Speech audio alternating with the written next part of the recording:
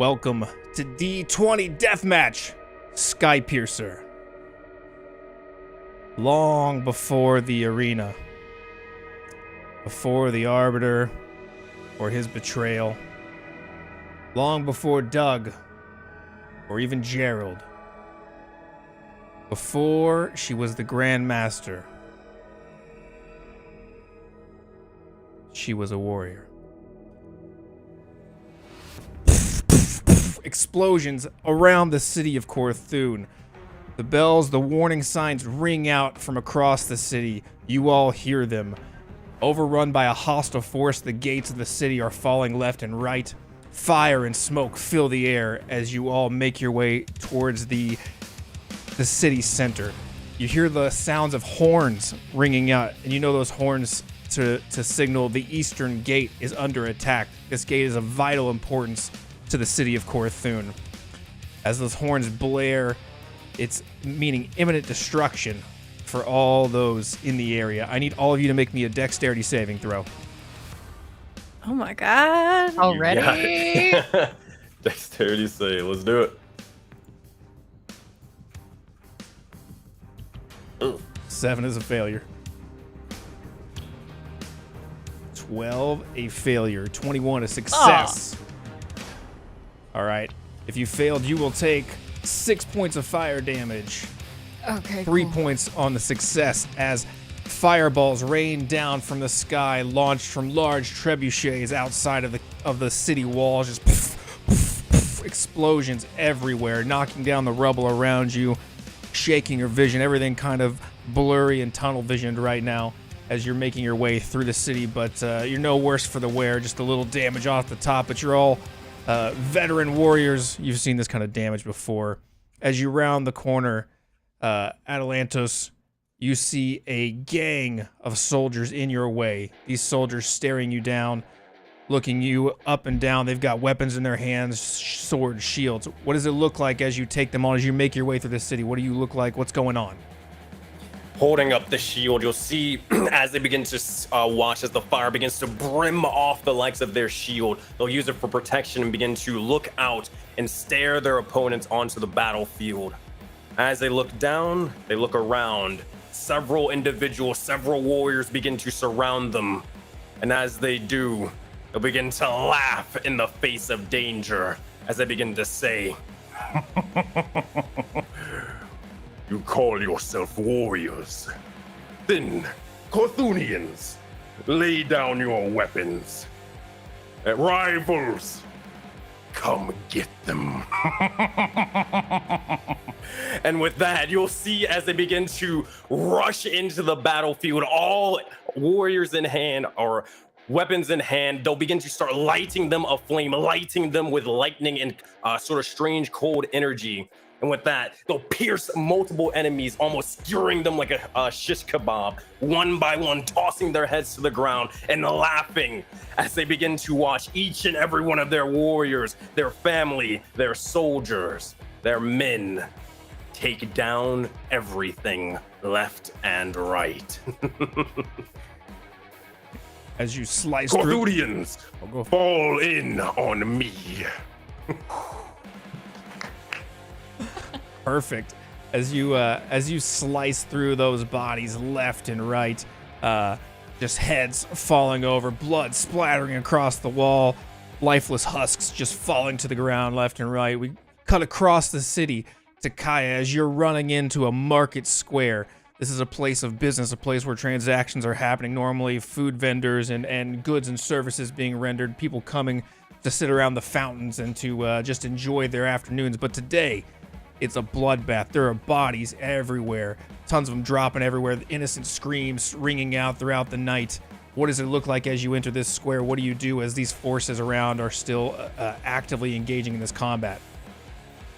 You see shadows beginning to pull from every corner all around me, and as they coalesce and begin to swirl around my form, it's almost as if light begins to dim, snuff out one by one. And what was originally a humanoid dressed in light armor becomes wreathed in shadows. You see these wicked hands breathing out formlessly as I lift up my claw-like hand and I say, "You will make excellent additions to my army." And as a wave of force erupts out from me, you see the skeletons rip out of the bodies of the fallen, and they bring up their own weapons, and they fight. Right. Perfect. Again, across the city, as you're fighting and bodies are burning, a guy runs by, just kind of like screaming on fire, and everything's going in that market square, and just bodies are falling left and right across the city again in another direction. Elusia, you, as you're using your wings to push off and soar at a violent speed through this city, again, lots of enemies around, cutting down pieces of the walls are falling all around you. You're encountering a lot of foes in your way. What does it look like as you make your way through this city? As she's soaring through the sky, making her dodge, except for that last one, which unfortunately did hit her. She shakes it off, feeling a little exhausted, wing almost broken, a little burnt on that end. She lands on a piece of debris, quickly pulling out her bow, her blue tealish hair, quickly, almost cinematically blowing behind her as she holds up her vicious bow. And it is made of this beautiful knotted black root that sparks with blue as she raises it up and pulls the strings, notching 3 at a time. She fires out into this midst, knocking them down one by one, yelling out a cry, trying to find out where her leaders are because she did fall a little bit behind, distracted by the skies that called to her. Okay, perfect. And as you make your way through the city and you're looking around for those leaders that have called out to you, I need you to make me another dexterity saving throw. You got it. I'm sorry, just Elusia on this one. 14. You're good. 14 as another fireball, an explosion comes in to hit you again. You're going to take 1 point of fire damage as this hits you. As it hits you dead on, kind of throwing you against a wall, concussing you, kind of sound ringing in your ears as your vision blurs. And just for a moment, as you're struck by this explosion, in the bright light, you flash back 300 years. You're looking around, you're hearing the screams coming from within the Dread Fortress. Roll me a perception check.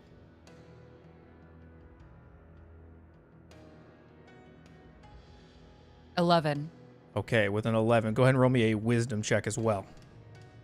As you hear these screams echoing off the walls of the Dread Fortress, as you start to hear rumblings around and the door to your chambers even start to rumble a bit. With an 11, you can't make out everything they're saying, but what you can make out is that they're screaming, "The Golden King is dead." You know this, your father, Faustus Golden Shield, assassinated. As they scream through the halls, the sounds of death around, swords clanging, the chamber doors that you're in burst open as a gang of mercenaries, you're unsure who they are, come in, presumably to do you harm. At that moment, though, from behind, all of them cut down by the Knights of Chaos, your father's emissaries, the knights, the protectors of the Dread Fortress. Do you do anything in this moment as they cut down these foes? I quickly try to find any weapon of any sort, even a chair to throw at any of the attackers. Something to find in my hands. You look around. There's a lot of blunt objects, candlesticks, things like that. But you also find a long obsidian dagger that your father had gifted to you as a child. A token. It was your grandfather's, a token of your family's heirloom. And you're able to grab that if you wish. I do. I pick it out and I slash it forward, starting to lead the charge, trying to push forward towards what I hear of my father, not really wanting to believe it at this point. So it would be my goal to make a way out of my room. Okay. You try to make your way out of your room with your own designs, but those Knights of Chaos, one of the knights in particular, Sir Boros, a knight that you've known for a long time, a large orc in black and red armor. No, this way. This is the king's plan. You must come with us. This is planned? What is going on? If they say he's dead, we have to go to the throne room immediately. There is no time.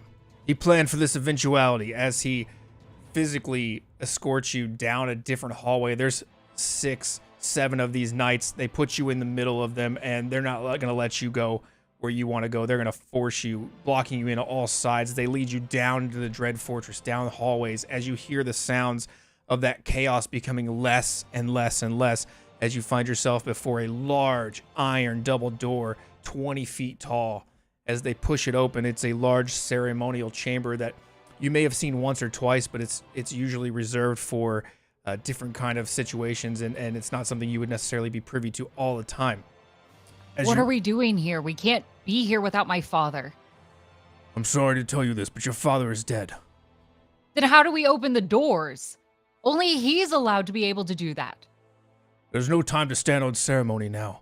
As he pushes this door open, and as you walk in, you see that there are large fanned arches in an impossibly high ceiling. In the center of this room are pillars, small pillars, platforms in a circular around a central platform. And they usher you in and they put you in that central platform. And they hand you a small bowl of a viscous gold liquid. Just stay right here, as Sir Boros kind of guides you to this place, gives you this bowl, and then and backs out of the circle. What do you do in this moment? What are you thinking? Do I know what to do with this liquid? As you are standing there with this liquid in your hands, the Knights of Chaos stand upon these pillars surrounding you. Sir Boros looking at you again, motioning for you to drink. What is going to happen? Don't worry. This is all planned. We're going to get you to safety. My mother, are you? Is anyone coming with me? There's no time. Everything, you'll understand everything in time. As he motions again for you to drink. Lift this bowl of liquid gold, and I will drink it, lifting it till there's not a drop left. As you drink it, it's thick and tastes putrid, but you are able to manage to get it down. At that moment, though, as you're lifting this up to drink, the Knights of Chaos around you, each almost in tandem, raising a sword to their own throats, slit their own throats open. And as their blood pours out, not a single one of them drops to the ground until every drop of their blood has been spilled, as if it's their sacred duty to keep standing on their own 2 feet, that blood pouring down into channels that lead to the platform you're standing on and encircle you. And as you drink that liquid, a powerful magic rips open a portal underneath your feet, and a blinding light flashes you in the face. And just at that moment, flashing back 300 years in the future, you are once again in the city streets of Corthoon as explosions are going off, putting out a little bit of fire on you, and the three of you are still making your way through this city. Atalantos, what's going on with you in this city as you're still making your way towards the eastern gate? As this is sort of happening, Atalantos is sort of, again, bashing every single individual that comes close to him with the likes of his shield and then stabbing forth with the spear once more. He's forming up and he sees as a bit of his men are sort of dropping and falling before he begins to take that of a defensive position, all putting all the shields in front and slowly forcing themselves to move forward, whether the enemy wants to or not. Perfect. As you're doing that again, bodies just flying everywhere, and the chaos seems to have intensified. Go ahead and make me a dexterity saving throw on your end as well. You got it. As he puts the shield up, he'll use shield master evasion to try to block anything coming his way. Okay. Dexterity saving throw. That is a 16. 16 is going to succeed, so with that evasion, you'll be able to negate all that damage. Yep. Absolutely. All right, Kaya, as we move back over to your perspective, what's happening with you as you've left the market square? You're traveling down further into past the business district, but again, everything's chaos now. Everyone's running for their lives or fighting in the streets. As there are people fleeing the area, there's a cool, methodical pace to my approach towards our goal here. As each one of my minions fall, another one is risen. Dark matter forms in clusters as I cast Eldritch Blast at the various foes that recklessly put themselves in my path, but I've trained for many, many years for this.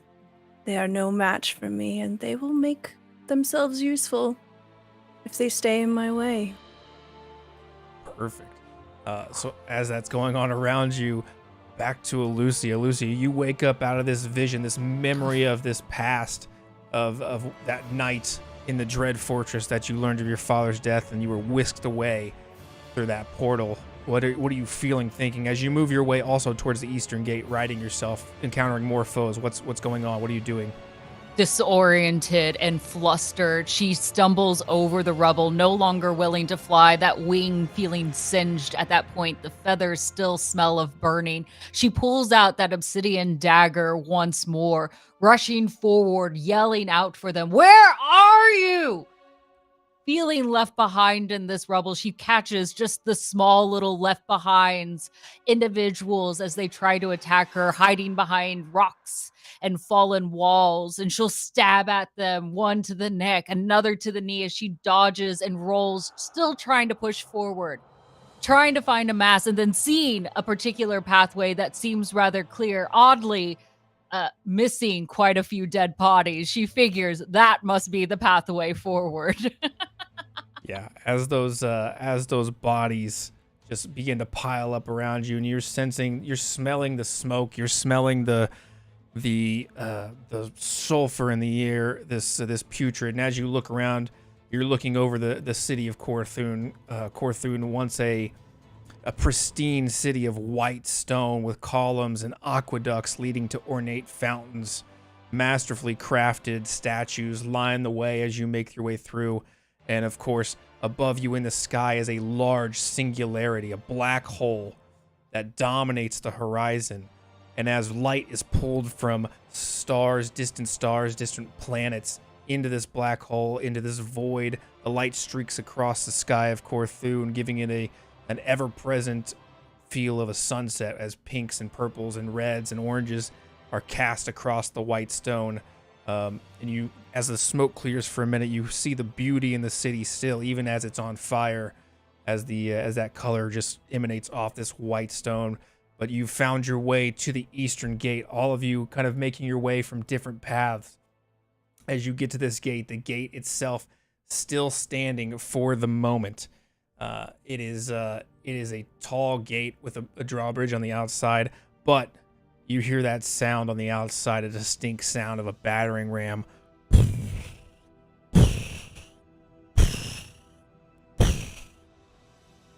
Do you do anything? Elusia, finally happy to catch up, hands on her knees, heaving, trying to catch her breath at this point. You two really don't wait up, do you?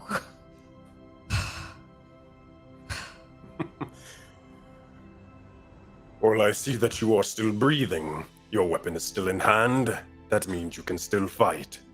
Well, Ready yourself. They break down the walls.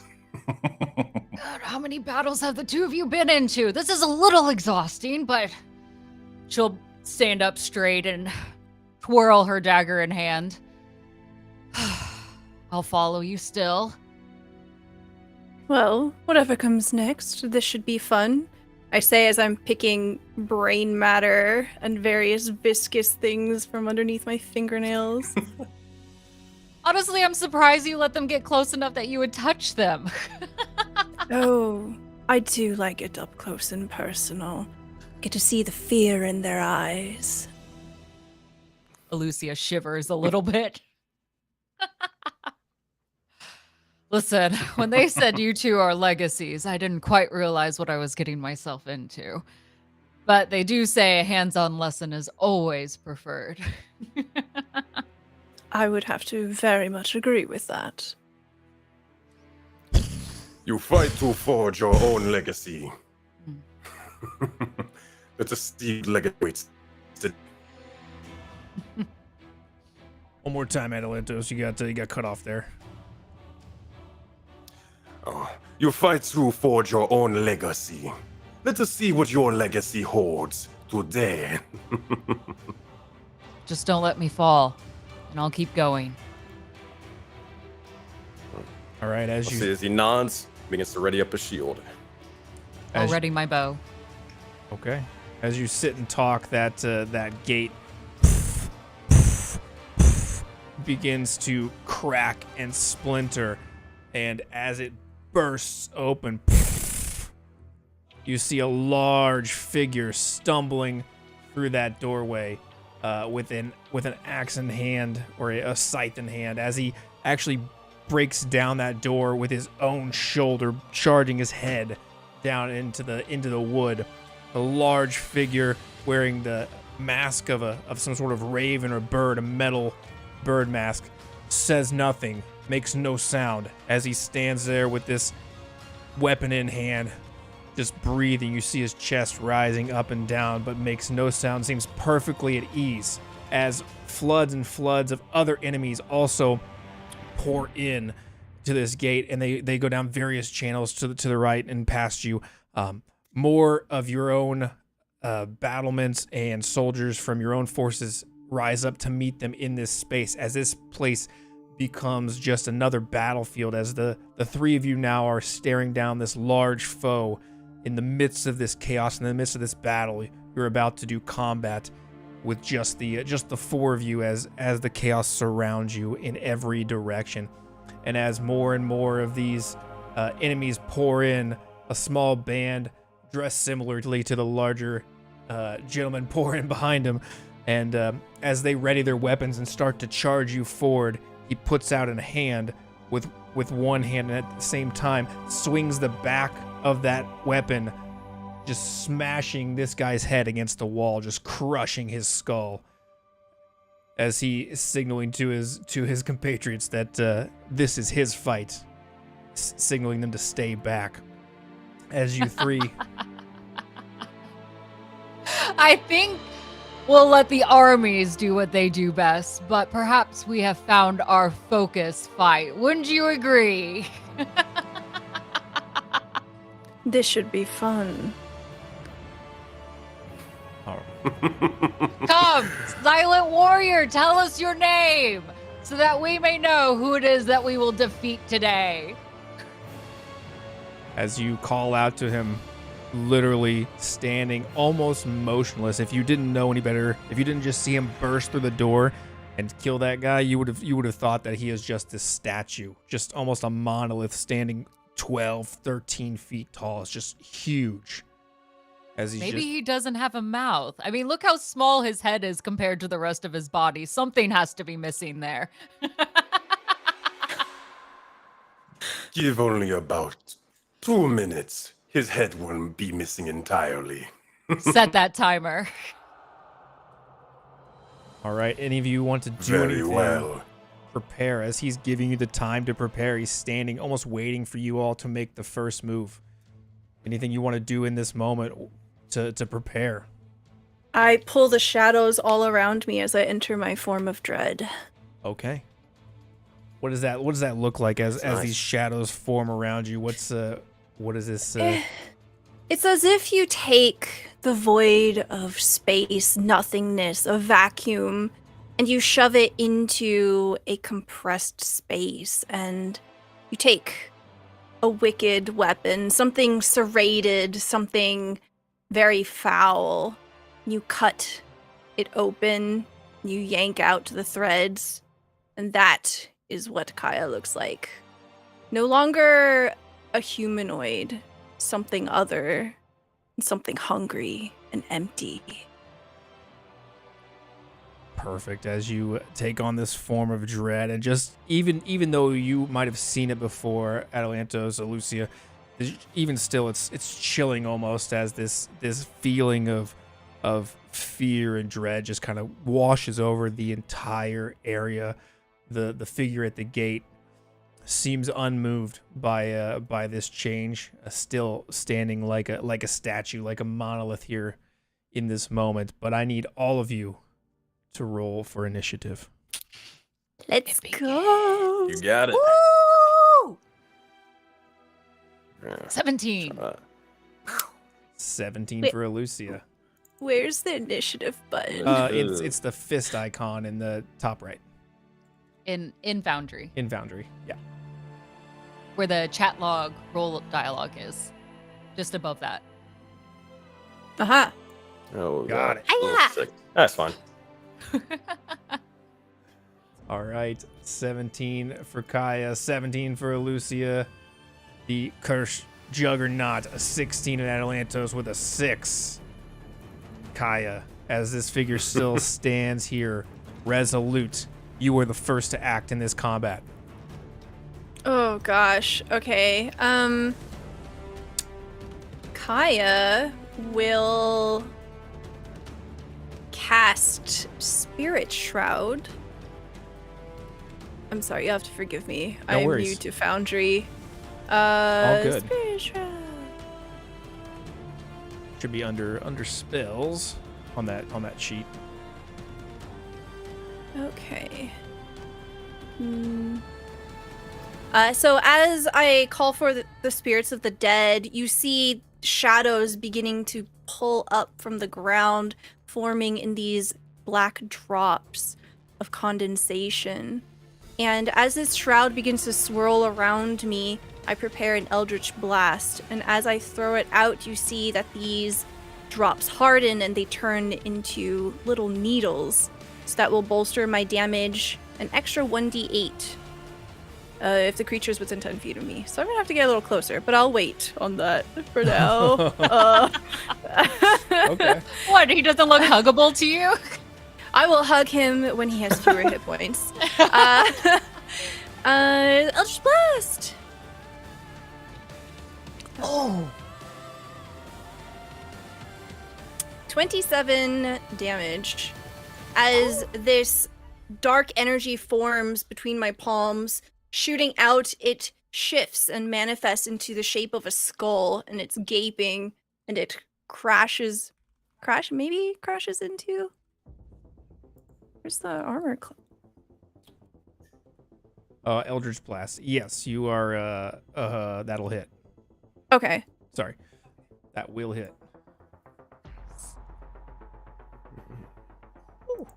15 force damage.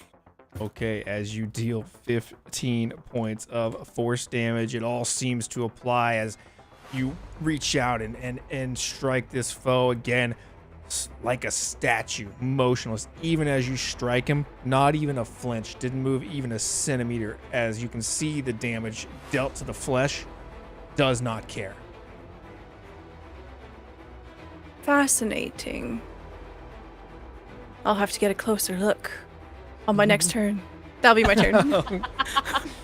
Next time on Dragon Ball Z. Honestly, it's fitting. Those guys in the background look like Boo.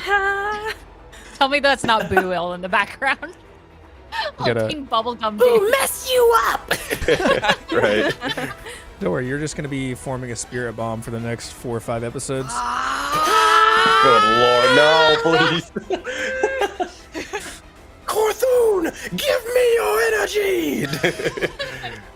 All right, as you attack and you're slinging that Eldritch Blast, Elusia, you have your bow drawn. What do you do in this moment? If that's the ground you love so much, so you will stay there. And as she holds up that bow, knocking the arrow, you see from it that vines start to weave into the arrow itself, planting a black seed as she uses her bonus action to do ensnaring strike alongside hers. So she will use that vicious bow as she figures out how to hit. Should be under inventory, right? Yeah, there you go. Yes, it is. Does a 21 hit? 21 will hit. Perfect. All right, first of all, for damage, 11 piercing damage. Okay. 11 then- piercing damage all seems to apply. Wonderful. Okay, then for the ensnaring strike, it will need a larger creature. It needs to make a saving throw. Okay. DC 12 strength. DC 12 strength saving throw Yes. coming in. Okay. 25. I guess it saves. Congratulations. As the vines begin to creep up, man. they almost wither along those spiked shin guards that they have. I guess it's just not a nurturing ground right now. As those vines kind of rip around his torso. Again, he's been unmoving up to this point, but it just gives the slightest flex. Just as these vines just burst. Are you kidding me? I will take my second attack, frustrated and angry that it did not do more. Almost as quickly and done out of anger, she lets another one fly. Does an 18 hit? 18 does not hit. She curses under her breath. Damn. Are you kidding me? dang. As you actually hit that metal bird mask, and the arrow just kind of like flies off, and it goes into a different direction, actually sticking into the body of a random guy who's running in from the gate, trying to run past you all. Just the arrow just ricochets and just hits him in the face, and he goes, and he falls back dead. Not for my own team, right? No, Not just for my own no. One of these Okay. no name, putties. So what you're saying is there's 2 bodies on the ground right now. There are dozens of bodies on the ground. Oh, all well, around that's you. good to know. All around you, Thank forces you. have been pouring in through this gate, and your forces from Corthoon have kind of met them in this space. There's a clearing where you all are fighting right now, but around you, just envision that this is an entire courtyard. It's just a battlefield. Oh, This cool. feels like Kaya, important. yeah, Kaya's like in the background, like opening her spell book, counting the bodies. All right, good. I know what to do next. It's perfect. For my action, I'd like to climb on top of this statue figure, if I may. Make me an athletics. I will make an athletics, and it will be the best athletics you've ever seen. It is an okay athletics at 18. You can get up on that statue easy. Just frustrated and wanting to have the high ground as she's learned from mentors before her. She crawls up top and knocks another arrow, waiting for her next turn. All right, Atalantos. Wait, sorry. I'm nope, not you. Yeah, before me. The Not you.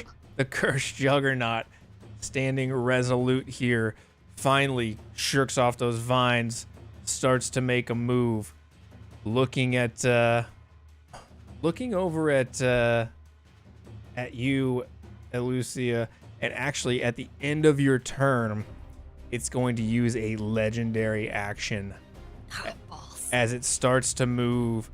And it, as you climb this statue, it is going to rush forward at that statue, barreling into it with his head as he just comes down, and that metal bird is just going to smash into that statue, destroying it as it deals a massive amount of damage to that statue. As the pieces fly around, make me an acrobatics or a dexterity check to see how you land on this. Okay. Oof. 13. 13. You'll hit the ground and you'll roll. Just take like 1 point of damage as you hit kind of hard. You're still pretty graceful as you land on the ground and roll out of the way, kind of this way. You could pick which way, but as he smashes his head into that statue after your arrows have come, and he's gonna move up towards you again, and he's going to lift his fist into the air and just drop it on you. Try to drop it on your head. Does a 25 hit? It's a 25 hit. Yes, a 25 hit. I need you to make me a strength saving throw, DC 18.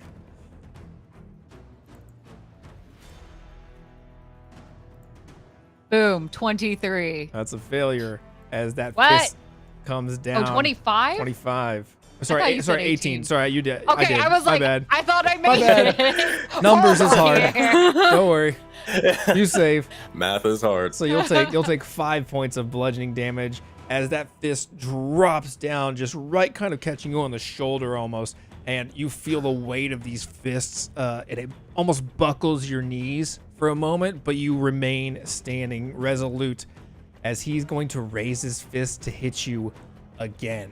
Multi-attack defense as a heads up. Yep. So if they've hit me once, I get an additional +4 to my AC. Okay.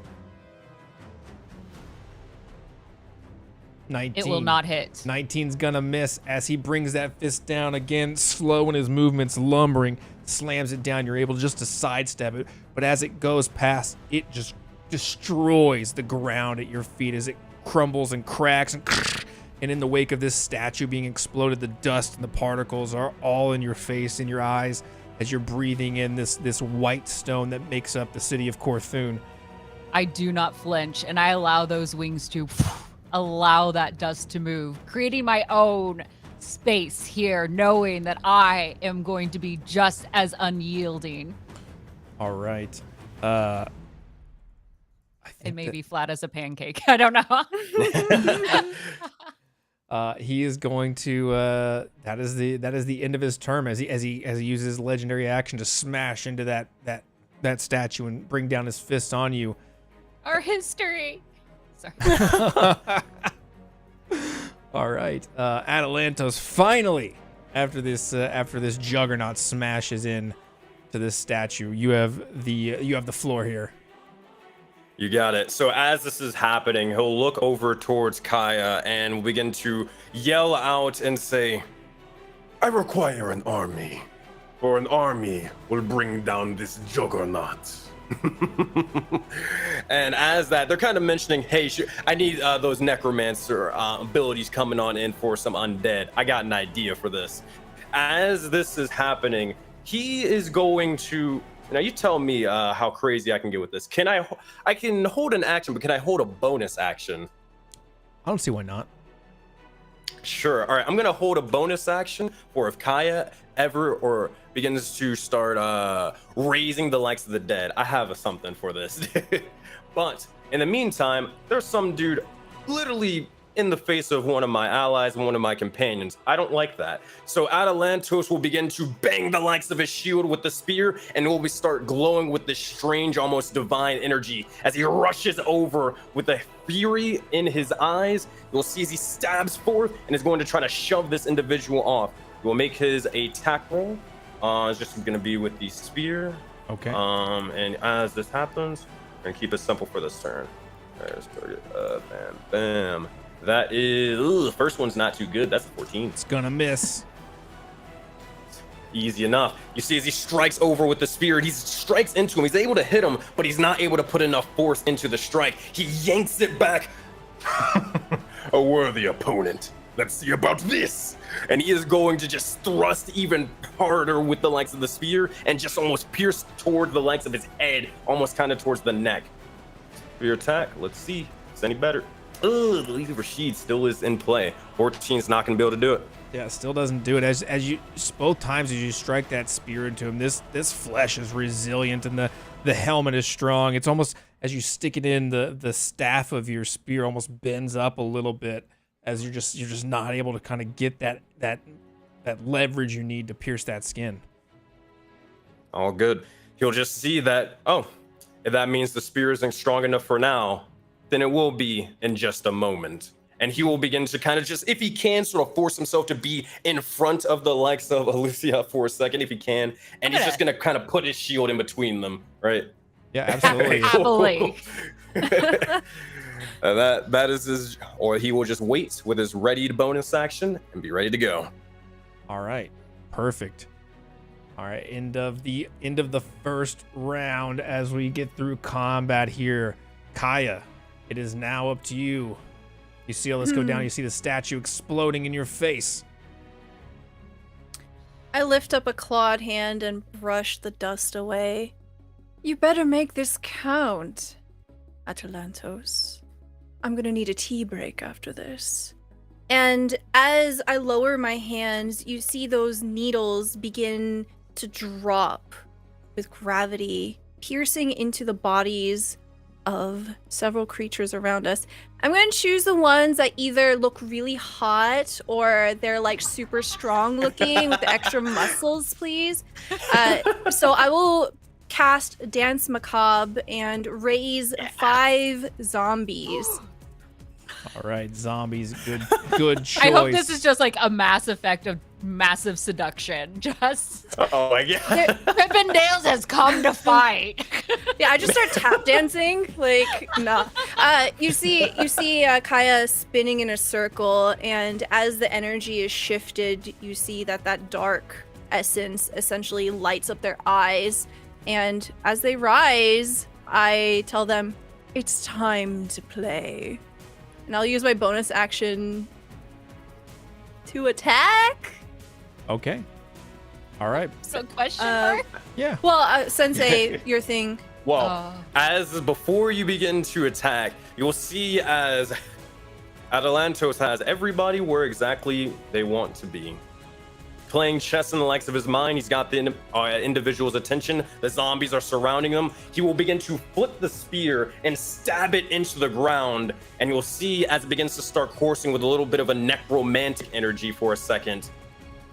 Elusia, you'll see a surge amongst your bow for a second. Lightning begins to shock for a moment. And you see across a couple of the zombies, only 2 in particular, their fists will begin to start glowing with electricity. Blue light begins to surge amongst them. And as it happens, their eyes start coagulating and more with this electricity. As he begins to say, Corthoonians, we have a challenge in front of us. Are we going to falter or are we going to slay them? I say, we do the second option. And with that, he is going to use Rite of Revitalization. He'll begin to start bleeding. More cuts and tears will start forming amongst his body. As he is not going to cast the Crimson Rite on himself, he's going to cast it on his allies. So he's going to take 4d8. He's just going to use his entire proficiency bonus and max cast this. God damn. He's going to take 4d8 necrotic damage to himself.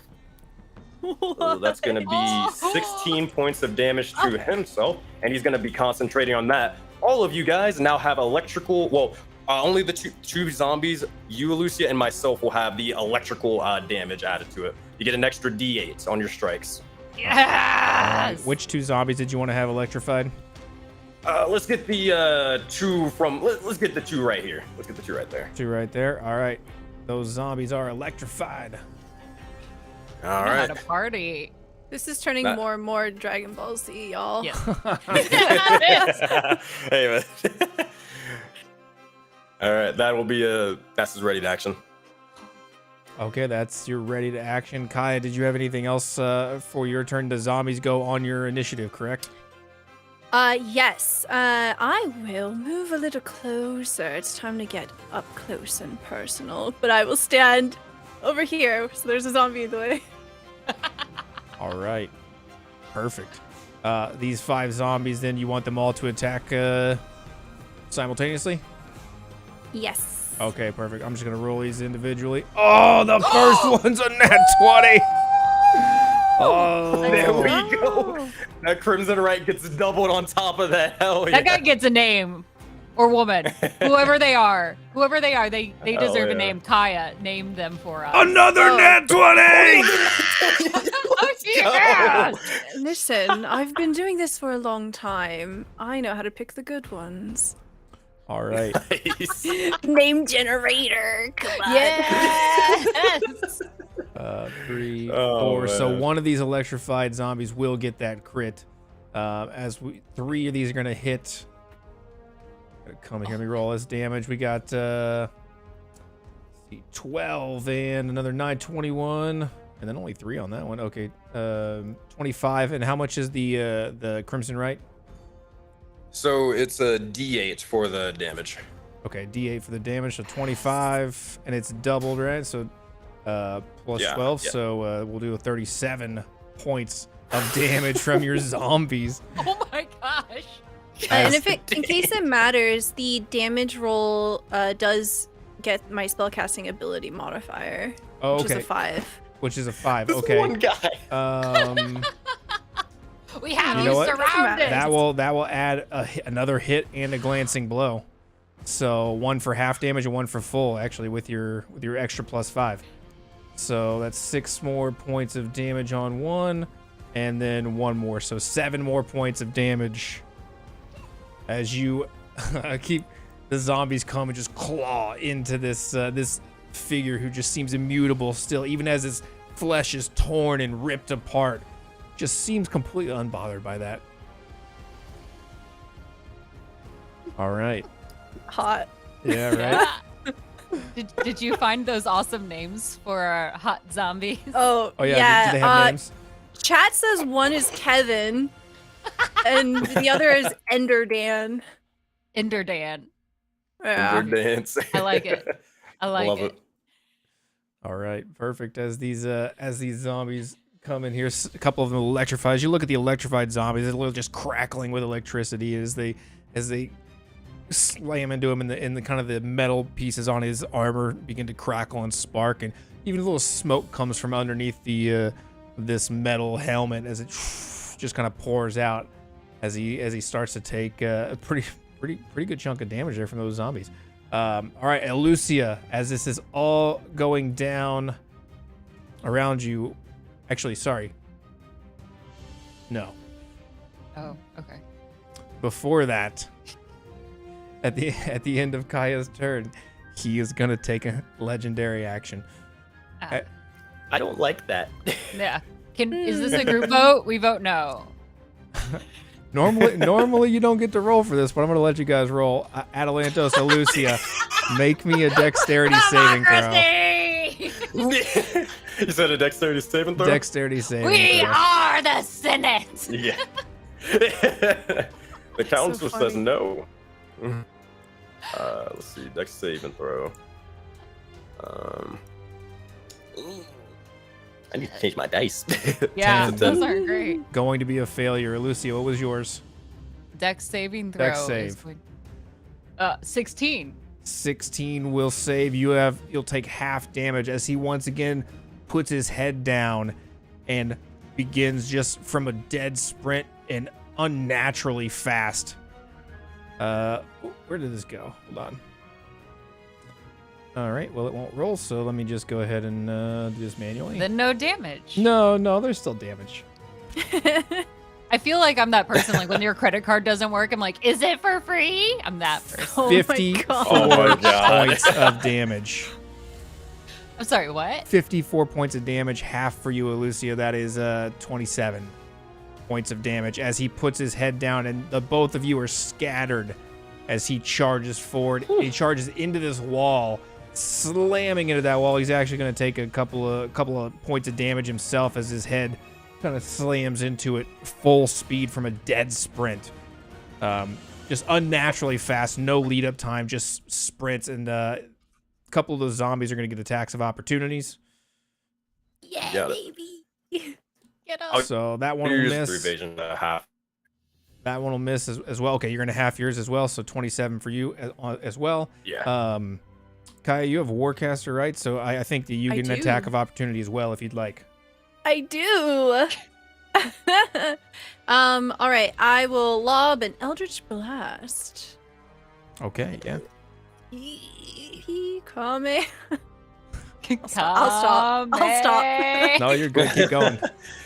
17. 17 doesn't hit as that blast hits him, but he just shirks it off as he just puts that head down and just scatters the two of you as you're. I think as the skull to the like side. smashes into his back and does nothing, you see the skull just like break in half, and you hear this wailing cry just kind of echo out into the air as it dissipates. Oh, that's dope. Oh. All right. Okay.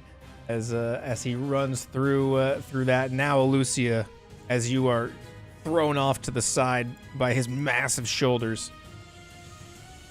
Not to be outdone and feeling charged from Atlantos, she reaches to the sky and summons lightning of her own as it now embodies the arrow that she wields.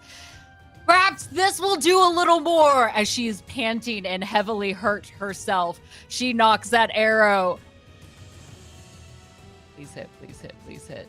Oh, 27. There we go. 27's gonna hit for sure. Yes, thank goodness.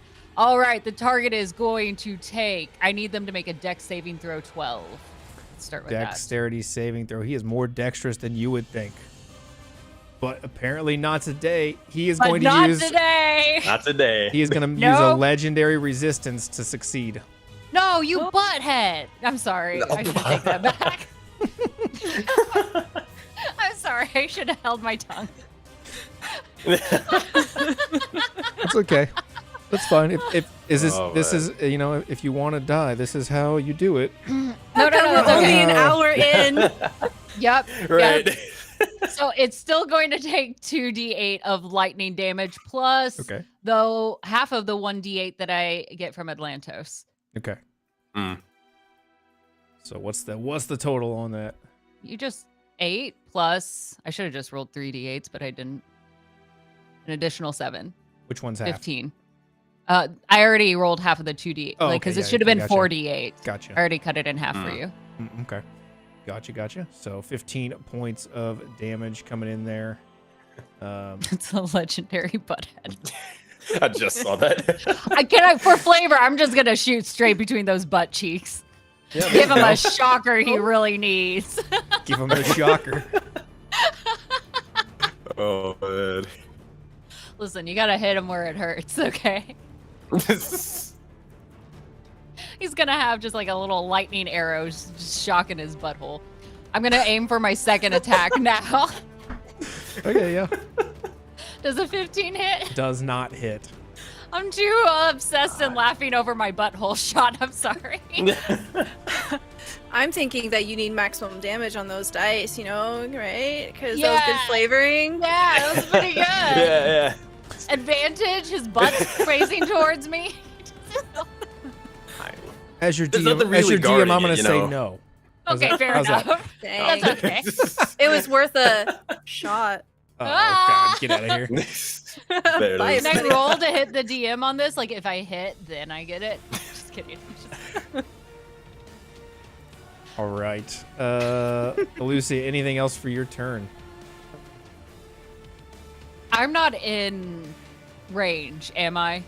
Range of him? Yes. Let's see, how far are you? Just 15. just outside of his swinging range. Great. I'm going to take another step back. Fair enough. Smart. Yeah. But in a very aggressive manner, I'm taking a step back, not scared defense stance. Okay. All right. That'll be enough. my turn. All right, end of your turn as this Juggernaut slams his head into this wall, and you shoot him in the ass, right in the butthole. Right in the butthole as Very he specific. gets this arrow. He actually clenches his butt cheeks and just breaks the arrow off. As it just Enjoy the blood plug, I guess. this shaft just snaps off. Cheeks of steel. As he's gonna just snap that arrow, and he's gonna kind of shake his head and turn back around. And as he does, you notice as he stands back up and seems to kind of right himself that some of those wounds on his body begin to close up as he seems to heal a pretty significant portion at the beginning of his turn here. Damn. As I don't like that. as he looks around, he's going to look kind of back and forth over at Elusia, over at Atalantos and Kaya, and he's gonna kind of make he's got the mask on, so not really eye contact, but he's gonna look that bird head just like really slowly over at Kaya, just this really creepy like shifting of the head as he is going to reach onto the wall behind him and ripping off a chunk of this stone. God.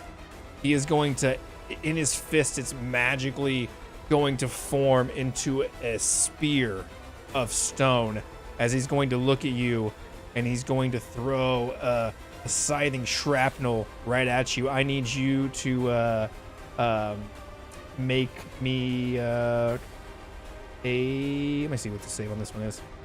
That's the damage. You need to make a dexterity saving throw. Sorry. Watch out! Dexterity save. Does that give her a heads up enough?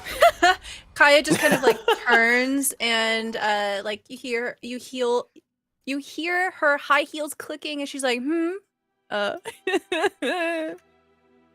that work? Yeah. Ooh. 19. That's pretty good. 19 is going to succeed. The DC was 18. As you're able to get out of the way, this spear just kind of comes by and just barely grazes across you, leaving a small cut. You'll still take 11 points of damage as that comes across. And as you notice, that wound feels familiar to you. Go ahead and make me a nature check. My bad. Oh, you're good. I clicked the wrong button. Nature make me a starts nature with check. N. Oh. Okay, with It's a 10? with a 10, you are resistant to necrotic damage, correct? Yes. Okay, yeah. You notice as that spear kind of slices you, it feels necrotic in nature, kind of a familiar attribute to you. You know that this wound is going to continue in some sort of necrosis as it festers in your flesh. So you're able to discern that because you're so familiar with necrotic things yourself. Oh yes, quite intimately. That's first attack. Second attack, he's gonna rush over here to Atalantos, and he's gonna try to fist you. Wow. There it is. Oh, 26. One butthole attack to another. No, I put my shield in my butt. 26 is, I believe, gonna hit you as he comes down with his fist for only 8 points of damage, but you do have to make a strength saving throw. Strength saving throw. Ooh, we don't like that. Saving throw. Hiya! Dang, god dang. Roll's not been it. That's an 11. 11 as he kind of donkey punches you in the back of the head as he rushes forward to you. He just knocks you prone flat on your fucking face as he punches the back of your helmet. You'll take 8 points of bludgeoning damage as he does as he moves there. But he will kind of stand resolute here in this area. All right, still good. Make that concentration check. I am still concentrating. Still got that con, and that's the end of his turn. Atalantos, you are prone now on the ground, but it's your turn. You got it. That's perfectly fine, because this individual thinks that I should be the one that he's worried about. He'll look over towards the one wielding the bow, begin to say, Elusia, strike now and strike fast while he is distracted. And he is going to use his commander strike. And Elusia, you get a free attack roll, and I will sacrifice one of my attacks for you. Go for it and make an attack towards this guy. I'm going with that lightning again. I'm hoping. Let's go. Get it. She once again reaches to the sky, but also to Atlantos, drawing upon this, creating an electric triangle that forms here. And she pulls that back, and the bow itself is almost screaming in this electric fire as it shoots towards him. Let's go. Please. Go ahead and give me that dex. Oh yeah, dex saving throw. My bad. He will use another legendary resistance to succeed. Or just burn. We're burning through him. We're burning through him. That's That's all that fine. matters. I'm happy with it. All right, do you want me to actually roll the 4d8s and then just cut that in half? Yeah, go ahead. Okay. And then after that, I'll roll the d8 from Atlantos. All right, 17 divided by 2. That's going to be 9 points of damage. Okay. Plus an additional 6. All right, 15 points of damage. Nice. As you strike him, that electricity kind of once again courses around his body and up through that metal helmet, but still standing strong here. Towering over Atalantos. Atalantos, you gave up one of your attacks. Any other attacks for your turn? Yes, he will stand back up, and as he begins to do so, he'll just sort of throw himself almost at the enemy as he just tries to pierce once more. He's been trying and trying again, but hey, gotta just keep trying and even stronger. He's going to stab this time actually towards the abdomen, just piercing through all of his freaking 8 abs over here. Gonna just try to stab right through them with everything that he's got. That's going to be an attack roll. Where the heck is my spear? There it is. Cut through those bread rolls. Hiya! Pretty much. God. 12 is not. I'm not gonna rolled above a do 10. it. Come! Man. You sit at the war table. What are you doing? It is not. I do not worry about my own strength. The strength of or those around me. That is what carries me in battle. With that, he'll look over and he'll just keep basically placing the shield in front of him. He doesn't really care too much about doing damage himself. He's more so focused on this guy focusing on him. So as he's sort of looking over towards him, he's going to look up and say, You seem to be a Juggernaut. Let us put that name to the test.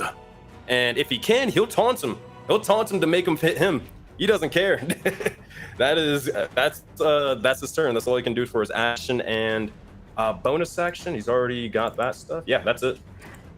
End of your turn. Oh, you'll taunt him all right, as he'll use a legendary action to put that head down again. I need you and Kaya to make dexterity saving throws. Stella, Got your it. eyes got so big. You'll taunt him all right. As I'm looking man. over my character sheet, I'm realizing, I suck at reading. There's like a ton of stuff that I forgot, but it's okay. Oh, you're good. Oh boy. Goodness gracious. Hey Mud, where do I go to change my dice? Up in the top right, those settings, module settings. Oh dice wait, so never nice. mind. Oh, never mind. I thought I rolled a 9. I rolled a 22. Never mind. I would like to keep them now. Oh, man. 11. 11 is gonna fail. The zombies are gonna fail. Atalantos, you are going to succeed, as he is going to come in again with this attack, and this is a huge attack. Got it. Oh my god, that's so many dice. What the 44 points of damage as he barrels through 3 of these zombies, rushing all the way over here.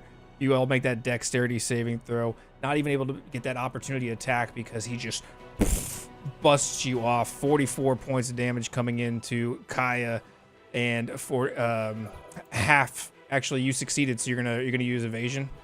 Yeah. Okay, so you'll take none. Yeah, I gotta use my reaction to do that. So yeah, I'm gonna take that no damage instead. You'll take no damage as he puts the head down. You bash that shield to taunt him, and he answers exactly what you should have expected. It's kind of like he has the shield up. He doesn't get flatlined or anything. He just gets moved to the side, but he is still standing strong, trying to protect any of his nearby allies as much as he can. All right. Fair enough. That was his legendary action there at the return. Beginning of a new round here, Kaya, as you take a huge hit. Kaya is kind of looking down at herself, looking at the wound from the spear, and going, oh, I haven't felt this in quite some time. And as she's kind of like turning around, she's like, huh? And boom, gets hit by this Juggernaut attack. And yeah, since I'm in my form of dread, I do get some temporary HP, so I'm not down, but I am very, very hurt. I would... friends, how about we do a little better in getting this one down, right? Yes, please. Ow. I am bleeding profusely, and as I'm bleeding, you see that my blood drips purple. And And it's very thick, like syrup. thick blood. I like that. Yeah. Yeah. Okay. All right. Just all right. Yeah, taking notes. Hold on. Cool. I will use this to my advantage at some point in this miniseries. Just you wait. It's gonna come up again. I promise you. It's totally gonna come up again. Okay. I would like to use my Eldritch Blast here, and actually, spellbook. Yeah. Oh, 12 is not going to that's hit. 12. And actually, as Dang. you fire that Eldritch Blast, you wince in pain as that necrotic wound deals you 6 points of damage. Oh, I don't like that. I'm gonna need us to bring that tea party up a little sooner if we can. What's 22 minus 6, y'all? That's 16. 16. Yes. Your girl has Math 16 is hit points. If you right click on your token, and you can just type -6 where it says that number, like where it says 16, and it'll do the math Oh, for you. I love that. I love it when I don't have to do math. Yeah, there you go. I had Google up this whole time typing in my math Oh my problem. god. Yeah, you can type minus whatever or plus No. whatever, and it will just auto do it if you right click on the Becca, token. why do Yeah. you bother typing it when you can just ask people to I'm do the sorry. math for you? That really hurt. I'm not okay. I'm gonna not actually stand directly behind you. I'm gonna be like here, I think. That's a great call. Not stand behind the guy shouting, "Hit me!" He's been taunting Yeah. this guy left Yes, and right. we're probably not. Yeah. You hear the little clicks of my high heels as I move over. All right. I think that's my turn. All right. End of your turn, Elusia. I'm not feeling great. I'm gonna try that ensnaring strike yet again, hoping that it will hit. 13 is not looking great. Just kidding. Let's. I know you don't even have to tell me. No, it doesn't. It doesn't. I try again. 14. I'm just getting Wow. flustered at this point. All right, seeing these notches that are up here, I'd love to Assassin's Creed this wall and scale it to the very tip. Yeah, absolutely. Go ahead and roll me in athletics to climb up there. Please be so much higher than what I've been getting so far. Is a 10 enough? I think it's enough. You got wings. Parkour. Yeah, that's true. I have wings. And it helps me kind of glide up to that next notch where I'm not technically tall enough to make that 8 or 10-foot jump up. So I make it and climb all the way to the top here. How high am I? It's about 30 feet to 30 feet. the top of this building, probably. Is there a bell here? Yeah, there is a bell, sure. I kick it with the back of my heel, begging for reinforcements of sorts, trying to draw attention to where our battle is right here. Okay. Anything else for your turn? Good luck down there! That'll be my turn. Into your turn, he will use a legendary action as you ring that bell and kind of taunt him. He will charge at that building. Let's see. Let me make these saves for these zombies. Wow. Oh man. Cool. I hope this building's rather strong. All right, one's gonna save, taking half damage. This is perfect. Let's just have him fight the buildings from here on out. 70. Wait, is that 76? What? 76 points. Jesus. Those, even with half these zombies obliterated, as he's gonna smash in for 76 points of damage Ooh. into this building. Not Kevin. No. Kevin! Hey, Mud, tell me if I can do this. Go for it. I see this guy die before me. Now, you tell me what I got to do to make this happen. I want to use or look over at him. And as this begins to happen, Atalantos will start writhing with blood. Blood will begin to start spewing from the likes of all his wounds for a moment. And it's a divine nature as he begins to twist it and form it over towards the likes of Kevin the zombie and just surges him with a bit of electricity. I see that you still have your weapon. You are not finished yet. Rise and strike. Can he use his blood curse of the fallen puppet to raise him from the dead for one final strike before he earns utter glory in the afterlife? Yeah, absolutely. Yeah. Oh hell yeah! Absolutely. All right, Kevin. I will amplify this, and I'm gonna give him a bonus to this. Kevin's hitting, damn it! Oh, but now with an 8. Oh no, Kevin! No, Kevin. I tried. But let me Never mind. I'm not gonna amplify that. yeah. I think it was a little too much on one of them, but actually, I'm gonna go ahead and roll a save here. Let me see. Plus the damage. Ooh, yeah, no way. There's no way those zombies can come back. They're just pulverized by his, even with their undead fortitude. The amount of damage they take, they're just pulverized as they're just stomped into the earth, just like pieces of them just shattering everywhere. But Kevin able to bring himself back up. I'm gonna give Kevin 1 HP as he comes back.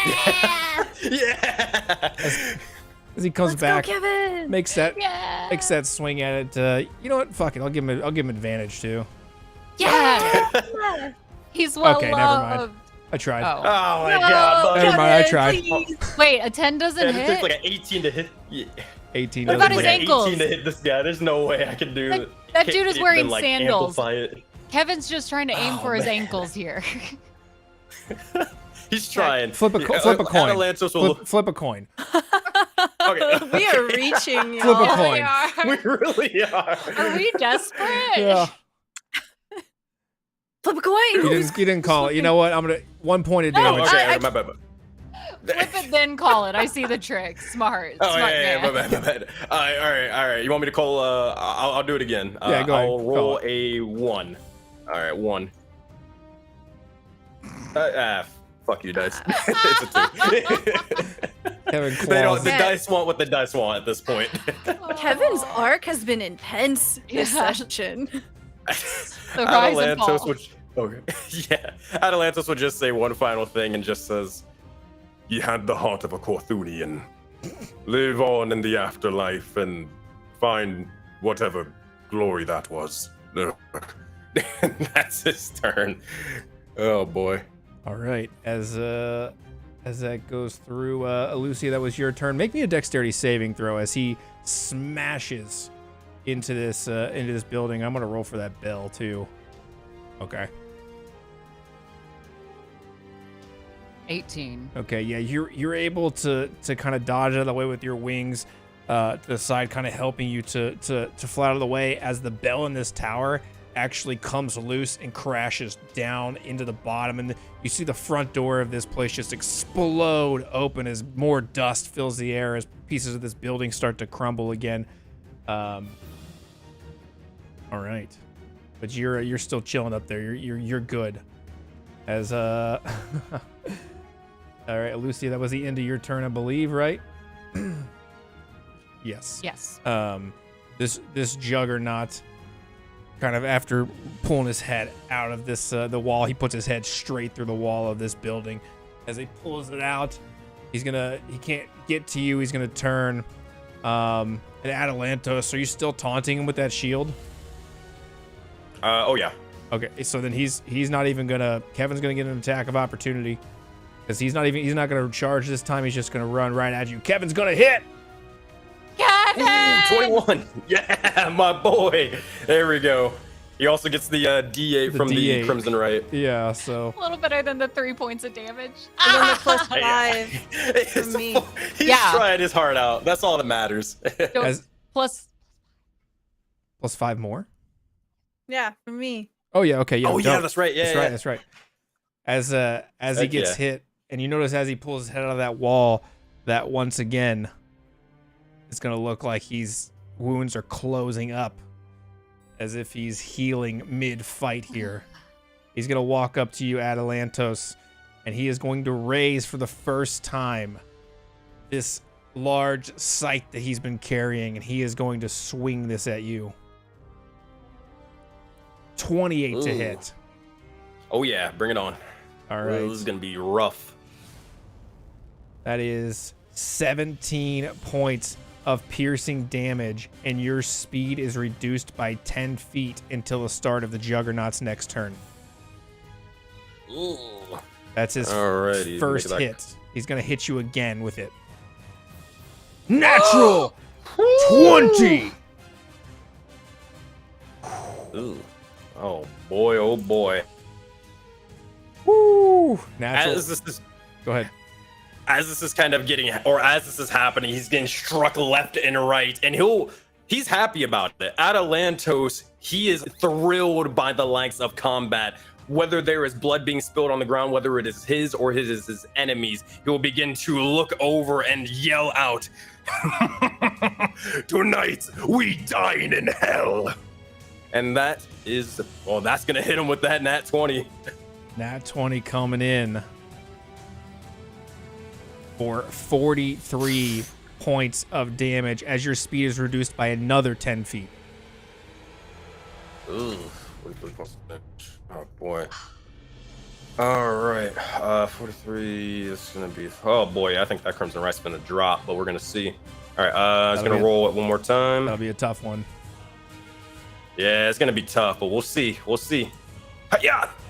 Oh, the 20 was there. Hold on. I got one more because I got advantage on this. Yeah, go for it. 17, 21. That's what I needed, I think. There we go. He's still standing. His allies he's bloody. He's almost bludgeoned into the ground, but his allies are still standing and he will not fall. All right. Oh boy. Holding on to that concentration. That will be the end of the Juggernaut's turn. Thank God for you guys. Atalantos, it is now your turn as he slices into you and blood just flies everywhere. Oh man. All right. Well, I had a prerequisite. This is the only time I used the great sword. He's at 18 out of 124 health. He's been roughed up, but now you'll see as he'll begin to look over and say, "If it is a fight you want, then it is a fight and a glorious death you get." And he is going to throw the shield onto the ground. And you'll see as he drops the spear, staking it into the stone. You'll see as his eyes begin to shift, one eye glowing golden, another eye glowing purple for a second, as he will begin to raise the likes of his blade behind his back, wield it forth and spit in the face of death. And he's going to rush over and just try to slash at this guy with all that he's got. He doesn't give a fuck about this guy.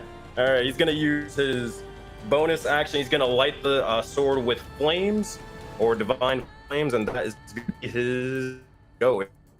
Some swings. First attack. Oh boy. That's a 23 to hit. 23 is going to hit. Yes, finally! Let's go. Yes. There we go. This is what we've been waiting for. All right, damage. 15 points plus another D8 on top of that. There we go. That's the damage I'm looking for. A full 8. 23 points. We'll look over towards him, and he's not finished yet. The flames will begin to grow even more and more as it begins to start charring and burning his body. But he doesn't care. He has a job to do. He's going to make another swing for his second attack. Come on. That's going to be a 15. He needs assistance at this point. The little bits of blood, it's kind of getting to him at this point. He's slowing down more and more, but he needs to maintain that concentration. As he swings, he's not able to strike into him hard enough. That is action and bonus action. That's to stand his ground like a Corthoonian and embrace death or whatever's to come. May I RP in response to this? Yeah, absolutely. Seeing you charged with light and going into your full transformation, Elusia bangs on that bell so it is ringing non-stop. Bear witness to him and his glory. Final breath or not, you are witnessing glory at its finest. As you shout this out and it echoes off of the walls, Atalantos, go ahead and throw a D10 inspo on that last attack. All right, D10 inspo. All right, I've taken the 2 HP from the Crimson, right? D10. All right, come on. Big money, no whammies. It's a 4. 19 to hit. Does not hit. It just misses. As you hear these inspiring words, and you, for a moment, feel that surge of that battle readiness, but the blood loss is just getting to you as you just, that sword just feels just extremely heavy as it swings so sluggishly. All right. End of that round. Kaya, you are up. Man, I'm so tempted to just try to raise Kevin again, but we're gonna die. Kaya will move here. Yeah, go for it. Farther. As Kaya backs up, you see that she casts another Eldritch Blast, and she'll send that flying. Okay.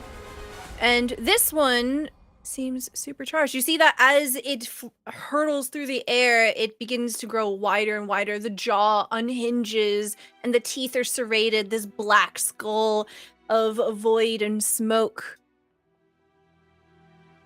Please hit. Oh, natural one. No. What? And then it just fizzles in midair. As you sling this through the battlefield, it's dusty and dirty in your eyes. Go ahead and roll the damage. Oh no. Atalantos. This Eldritch Blast hits you square in the back as she just misses through the smog and the smoke of the battlefield as you take 8 points of force damage. Still up. It's strong. I make that concentration check. All right, come on. 21. And this guy is gonna take everything in this kitchen sink and more to bring this guy down. She is just standing by pure willpower. All right. Oh Kaya, boy, anything 8 else? HP. Yeah. Nope, that's it. All right. Oh, Wait, does your Eldritch Blast have more than one bolt? I don't think so. Should, right? I haven't played a lot of Warlock before. Yeah, I believe you might have been shortchanging here this whole time because I was not thinking about it. Two beams at 5th level. You can Yep. attack again. Yeah. Oof. Oof. 13. 13's not going to do it. At least it doesn't hit Atalantos again. As this Eldritch Blast hits him and starts to make dents, though, even though it doesn't do damage to him. He's starting to look very worn out, very bloody. The cuts and the wounds that you all have provided on him, he's starting to slow down, look very, very sluggish. Elusia, it is your turn. Seeing her mentors struggle and bleed, I pull out both my short swords, one in each hand, and I make a focused dive to land on the back of this Juggernaut, trying to dive my blades into his shoulder blades. Blade to blade, if you will. Now, I technically only have 30 feet of movement and of flight, so I'd like to use that last 10 as aimed falling. That the first 30 feet I can focus it, and then I use that last 10. I'll take a little bit of the fall damage, but to amplify the damage I can deal as well to build that momentum. May I please? Yeah, you'll take the fall damage, 14 points of fall damage. Okay. As you fly down, you're able to, with those wings, coast far enough to get to him, but it's going to be a rough landing as you try to put your blades into his back here. Go ahead and roll for attack. Okay. Please. I wish I had like advantage or something on this. I don't trust my own ability. 24 is going to hit. Yeah. Yes. There we go. 1. That left blade crushing into his back right there. The second one coming in, not making it 10. But she hangs in with that one, allowing it to just cut down his back as she falls below him. Roll the damage. I will roll said damage. And I still have that D8, right? Or is that just on that bow? Yep. You have the D8 on the only the bow. Only the bow. Only the bow. Okay. All right. That will be 10 points of damage then. Plus any for fall. You know what? He's going to take that fall damage as well. Yes. Thank you. Oh, that did way more than I did. 14 more points of damage. It That's was really worth cool. it. It was worth it for me to take that 14 to fall if I give it to him as well. All right. Can I now like standing between his legs, like right down here? Can I reach out and try to grab Atlantos to kind of like pull him under? That might be a bit much for a bonus action. I believe with short swords you can take a swing as a bonus action. I will do that then. Mm-hmm. I will just do that. I'm right at this dude's butthole again, so you know what I'm doing. 26. That'll hit. Yes, that right my in there. God. We're just gonna push that arrow a little further in. Oh my god. Oh my god. Because he left that arrow in, that was lightning damage. Roll Do the I roll the reactivate? damage. Roll the damage first.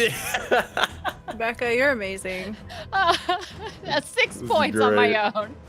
With 6 points of damage. Write his obituary. As she reaches up, down on one knee, she thrusts up straight into that gross butthole, seen right up his skirt, as blood pours a waterfall down on her. In front of you, Kaya, Atalantos, you can see his helmet. He pulls it off in a sudden face that is distorted and bruised, but his eyes now wide, his mouth as open as his own butthole, as he lands on his knees right in front of you and face plants, kissing the tip of your spear, Atalantos. All right. As this is sort of said, Yeah, he'll go look for it. over and just say, "Relentless Juggernaut. But I'm still standing. We are still standing. I think you not." And he just just sort of throws the legs of the sword onto the ground and screams out to a Oh, we lost you there. Go ahead. One more time. What did he scream? oh no, he was just screaming out into a fury. Like he's just that's basically it. Just a blood-filled, just blood frenzy and more. That's it.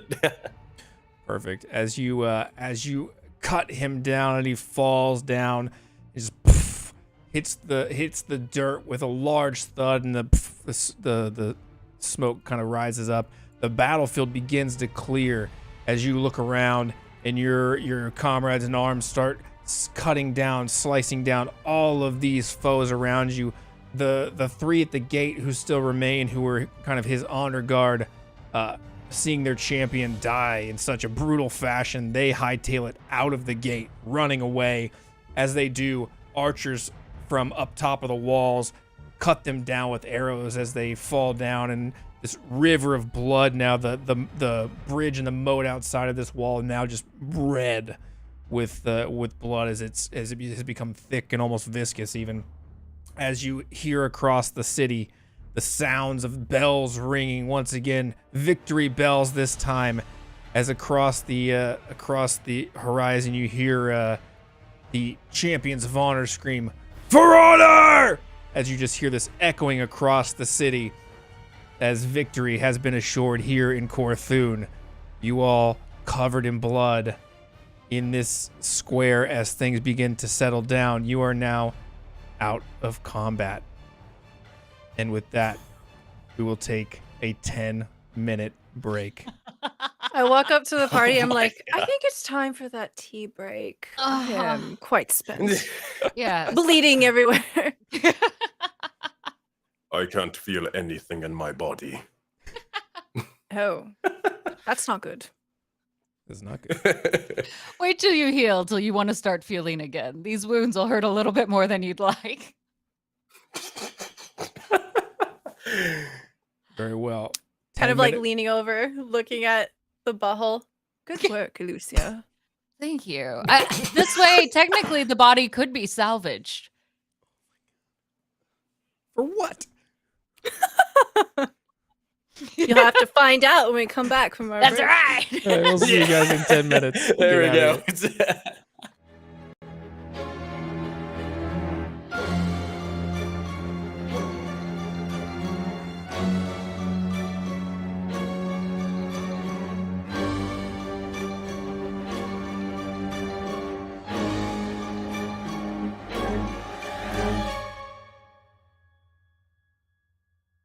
The rocks are coming like shooting out of the ground at different angles, and I'm just hopping onto each of them.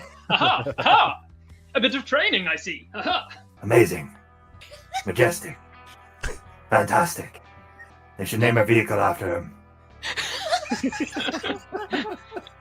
Nissan Cosmonius. 5-star safety rating. It's a hybrid.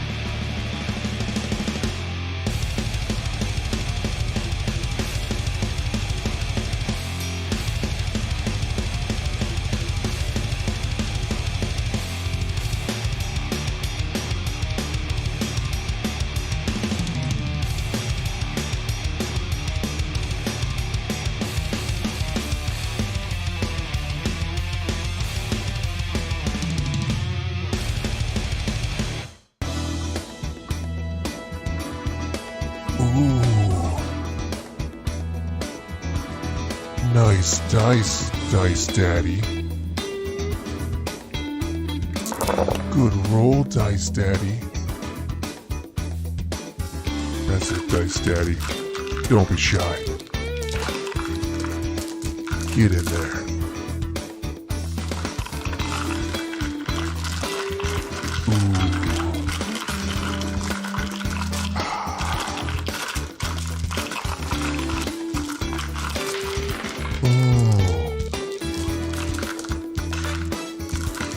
Thanks, Dice Daddy.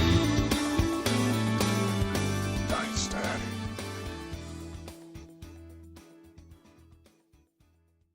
Oh, my ass hurts so bad. Oh, I got that too. Hang on. I will spend 40 points of lay on hands as my action Oh. to rub her ass and heal her. Man is good with his hands, I guess. Oh, he's so good with his hands. Very strong, very muscular. Aftercare is important, people.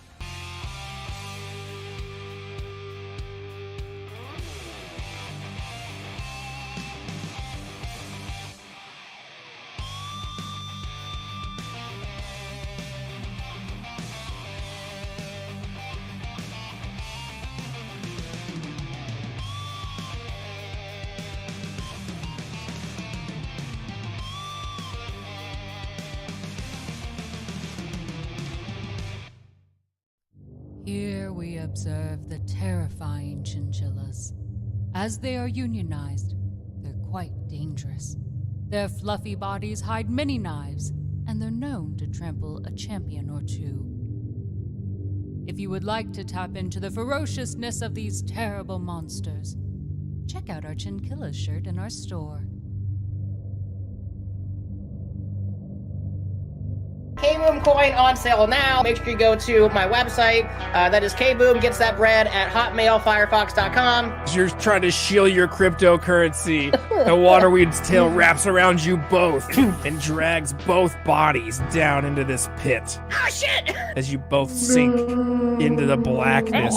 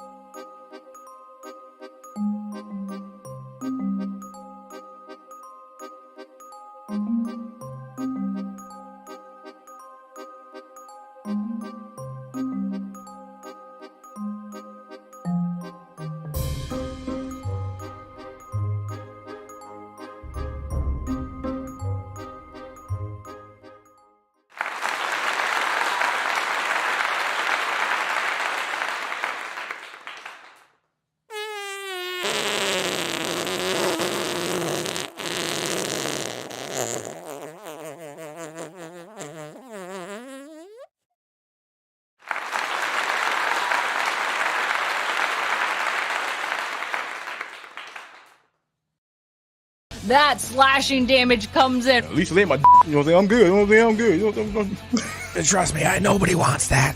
We're not chopping bananas today, okay? I'm a demon in a box, not a monster. Thought you were making a charcuterie board. Do those go on there? Turning into a sausage party.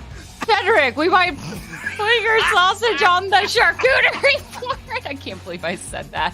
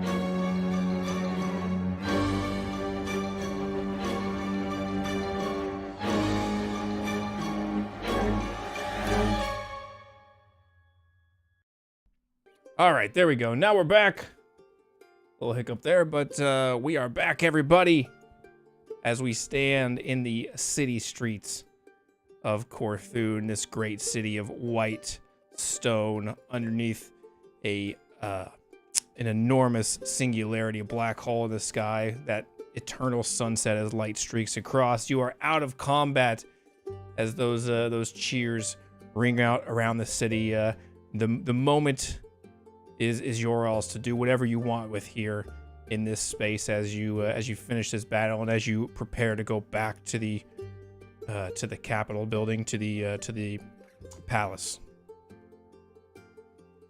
Elusia will lean against this fallen statue, kind of sitting against it, and pick up her calf a little bit and start massaging it because everything hurts at this point, trying to work out any kinks and pains that she has. I have to say, that one was a little bit harder than I thought it would be. Is this what it's always like to be at the front lines with you two? Something of a sort. I did not expect him to be that much of a challenge, but so is life. So is war. I'm seated down on the body of the Juggernaut, and I'm sipping a traveling mug that I'm holding. Well, I didn't die this time, so I suppose it was all right. It happens. Wait, that catches Elusia for a moment. She does a double take towards. What do you mean it happens? How often? Wait, have you died? Oh, yes, all the time. She just has this stunned silence, kind of unblinking towards you. Wait.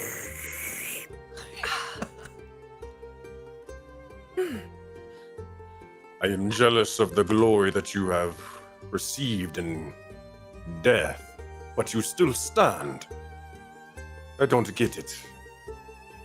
Oh, Explain. no. Well, there are forces, of course, at work beyond our comprehension at all times. Even the most learned don't understand all the forces that exist out there. And I merely serve one of them. Huh. Honestly, I thought death was permanent, and yet here you stand. What is it like to die? Okay? And all of a moment, Elusia's eyes kind of spark with excitement, and her face lights up. What was your favorite way to die? Well, as long as we have some time to ourselves following this, you'll see her gently put her cup down, and then she'll move into like a clear area, making sure she's at least 30 feet away from everyone else. Go ahead and shoot me. Aim for the heart. Elusia will look at Atalantos. Do you I agree? trust her judgment. If she wants to be shot, let her be shot. Just do it. It'll be fine. Do it a little quickly if you can. Pull my arrow back, aiming straight for her heart, and let it loose as it flies that direct line towards your heart. Yeah, I'm gonna just fail this, so I'll take max damage. So you see, as I take the damage and get reduced to 0 hit points, essentially, instead of blood, shadows and what appears to be maybe something akin to a soul begins to burst out from where it's pierced me. And you hear these wailing screams as this void escapes my body and dissipates into the air. And it explodes out in a ring all around me. You see that any kind of statue or building that is affected in this radius takes some damage. And all of a sudden it sucks back in. And I look very fucked up. But I stand with 1 hit point and I'm like, ugh. Well, there you go. That was amazing. I had no idea anything like that could happen. This force of nature, this, being from beyond, this is granted to you? We have a special relationship. We'll leave it at that.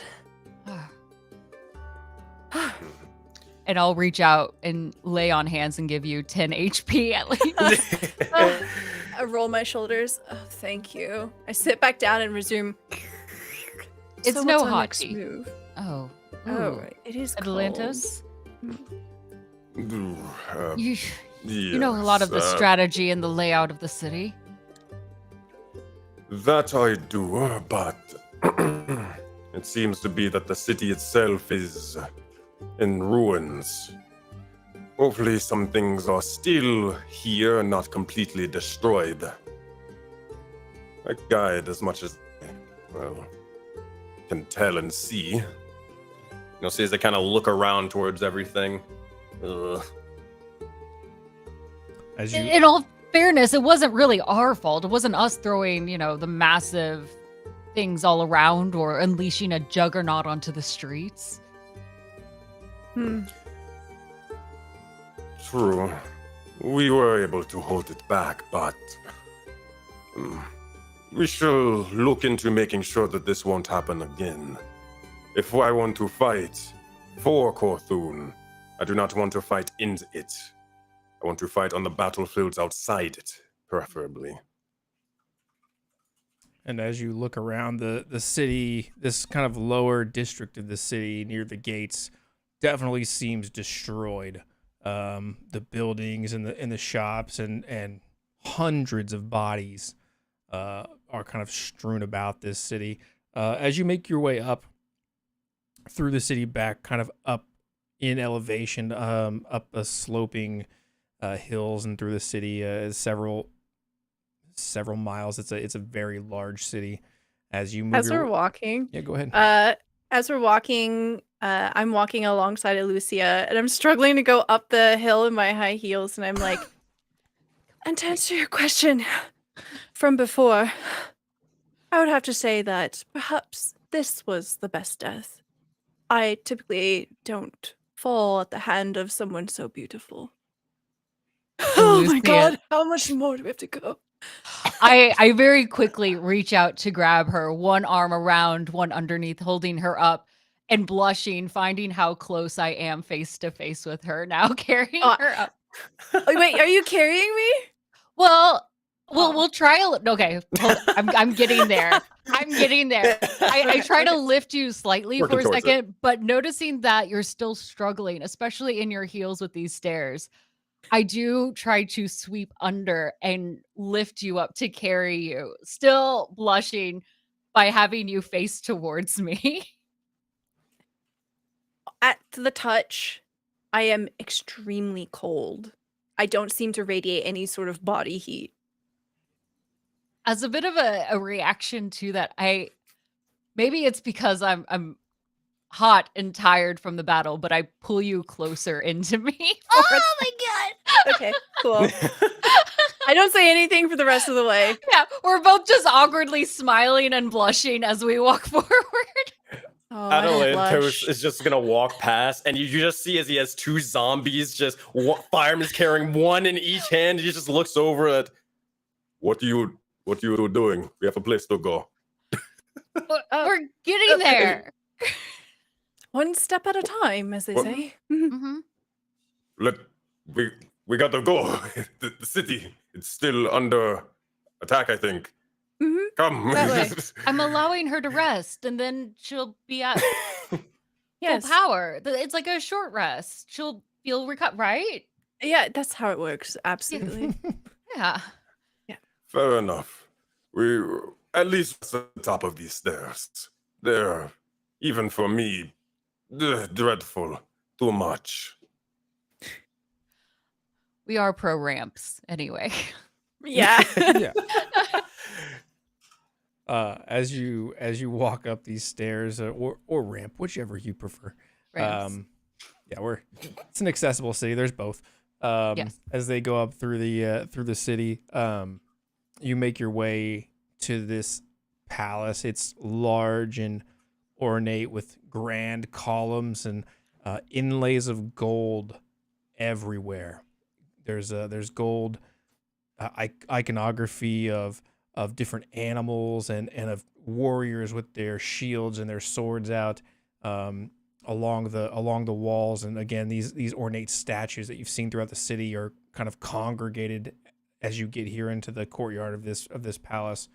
And as you walk in, you all have been here before, but as the bells ring out, this is a new sound, a call to come to the palace itself, to the emperor, which is not always something that happens, but after this victory, he's calling in all of the warriors from the fight to his halls, signaling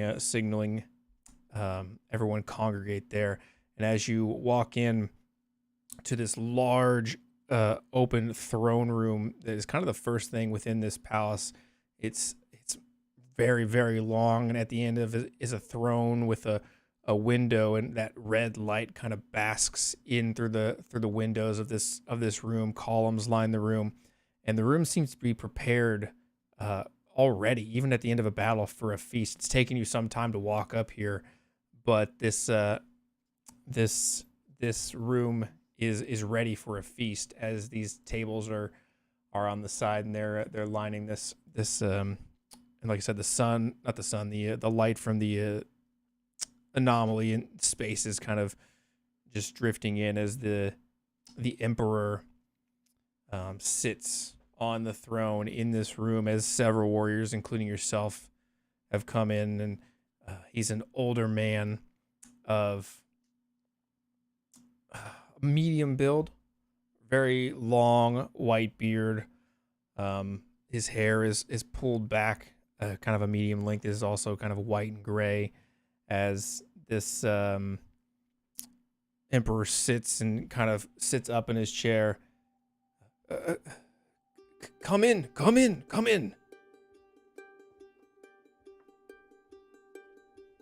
Elusia grabs a drink as she wanders in, looking for her seat. Sire? No. Come. Gather round.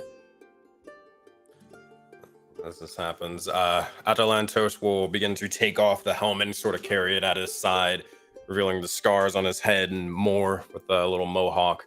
But we'll begin to continue on to join Elusia. I don't know why you wear that helmet. You know, if you wore that while walking into it, you'd probably fancy a few eyes there. The only eyes I fancy is the gods, specifically the gods of death. Well, they'll give you. You know this. I know, but I was just hoping for you. He sort of chuckles at that. As the Emperor's eyes are shown our way, you see that I drop into a very courtly bow, possessing a grace that just evidences my time in court. And I begin to silently flank Elusia. And as you all kind of congregate at the end of this hall, as many servants and workers are still preparing this feast, bringing large birds out, and things are steaming on the tables, they're pouring wine as people begin to trickle in. But as people begin to filter in, even more warriors kind of congregate around you. The Emperor, who you know is Emperor Thornos, stands up. So, who's going to tell me of today's victory? Who's the champion responsible for our safety? Elusia will quickly push Atalantos forward. Go get him, Tiger. He'll look over and almost instinctively, as you kind of push him forth, he'll try to grab Kaya and Elusia, just pull them with him. He's like, hey man, he just bled. That's all he did. We are the ones responsible. It was a joint effort. No spear, no weapon is stronger than the one next to it. That is what I believe. Rightly said. Tell me the tale, though. I'm an old man. As he pulls out his sword, I long for the days of battle. Tell me. As he waits for you to tell him about your fight. Anybody want to take it, or all yours? Or Kai, you look like you're about to say something. Go. Oh no, I was going to say someone else should do this, and I'll sit myself down and look all proper. You've got Fair this. enough. Cheers to Atalantos, who will tell us the great tale. We'll sort of raise the likes of a drink and we'll begin to recite it. There we were.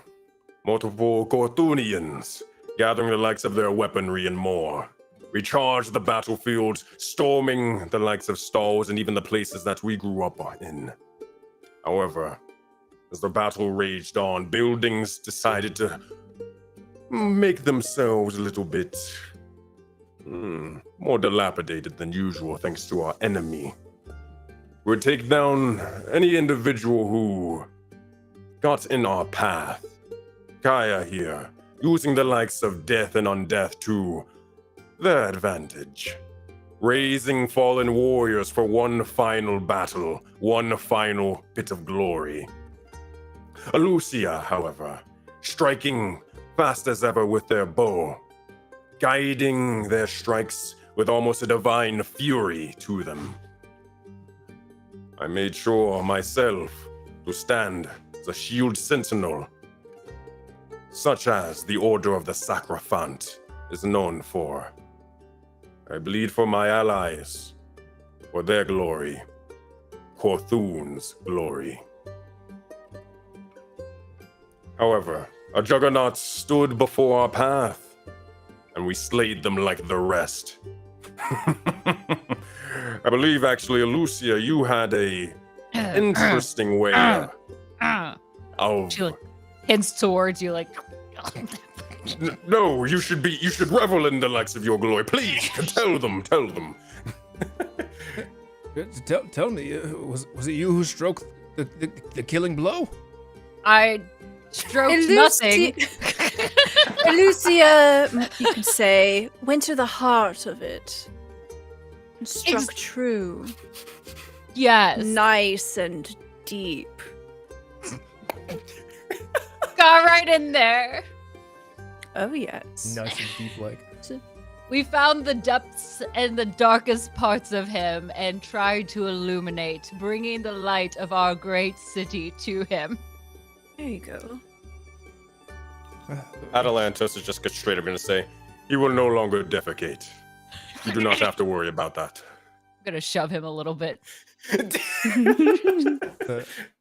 The Emperor, as you're reciting this tale, he's kind of like flicking his sword around, kind of like play fighting the intricacies as you talk about, getting the final blow. He's kind of reliving some of his past glory on the battlefield.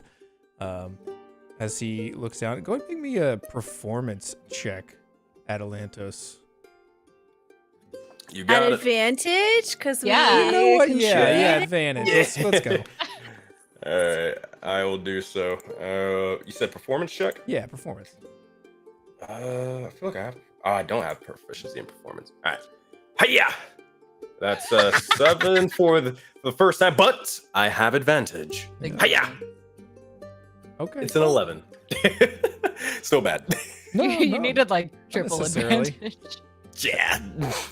You recount this tale, and he's listening, but he's kind of caught up in the feeling of the victory again. He's not fully letting everything sink in, but your story's making an impact on him, and he rises up again to his feet, and well, it's as he looks around and he looks at Elusia, you came to us some 300 years ago.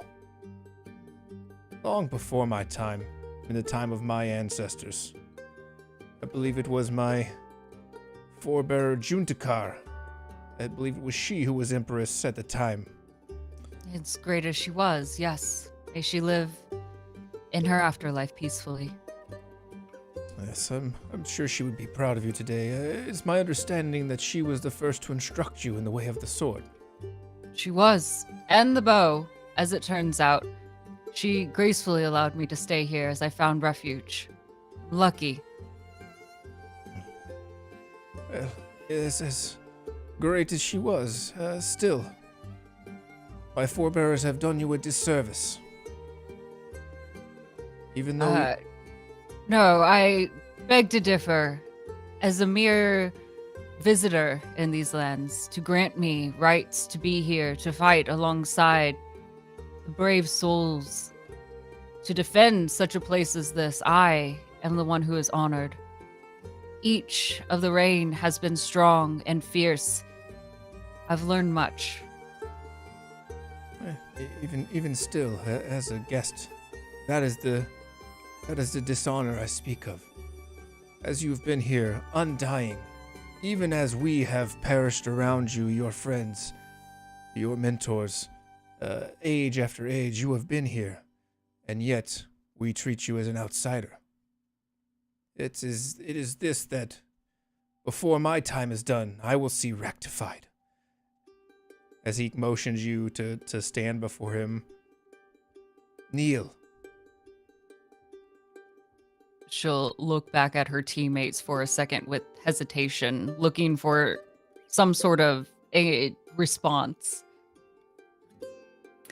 Kaya will lower her voice and say, I'll show you how it's done. When an emperor tells you to kneel, you kneel.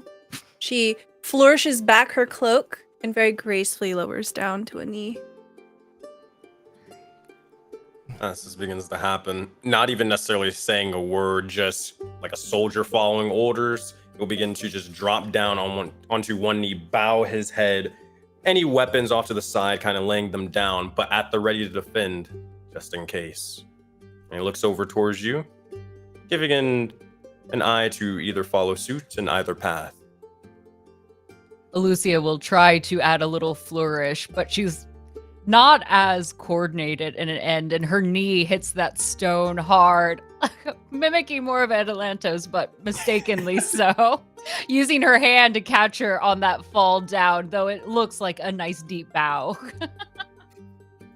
As you all kneel before the Emperor, the tables have begun to fill. This hall is silent, though, as people are watching now, observing what's going on. As there's hundreds of people in this hall, just all eyes at the front, as the Emperor raises that sword first to Kaya, sets it on your shoulder. Kaya, you have served Corthoon well for many years, and even in death, you have fought for us and with us, as only can be expected of one with such honor. As he taps that sword across your shoulders, and he looks to the audience that's now watching. Hear it now. Kaya is named General in the Champions of Honor. As he taps your shoulder. Rise, General. As Kaya rises, she says, "Even in death, Your Eminence." As he nods, looking over at Atalantos as well. It's a rare occasion I get to see your face. Always behind that helmet, it is. But it is good to look upon you today. Battle-worn as you may be, you are a pillar. A rock, sturdy as ever. A cornerstone of this city and its defense. And I would expect nothing less of you. As he looks around once again. Let it be heard. Atalantos is named General of the Champions of Honor. As he taps your shoulder and kind of motions you to rise. He'll rise, and as he begins to say, the spear guides the likes of Corthoon strikes to glory, the likes of their progression and success. This shield protects it and all those that it cares for and loves. I am a weapon, and I am your weapon, and I am honored.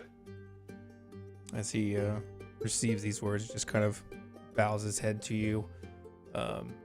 Not too far. He's still an emperor, but he gives you a show of respect, not seen all the time from someone of his station. And as he turns to Elusia, who's still kneeled, and you,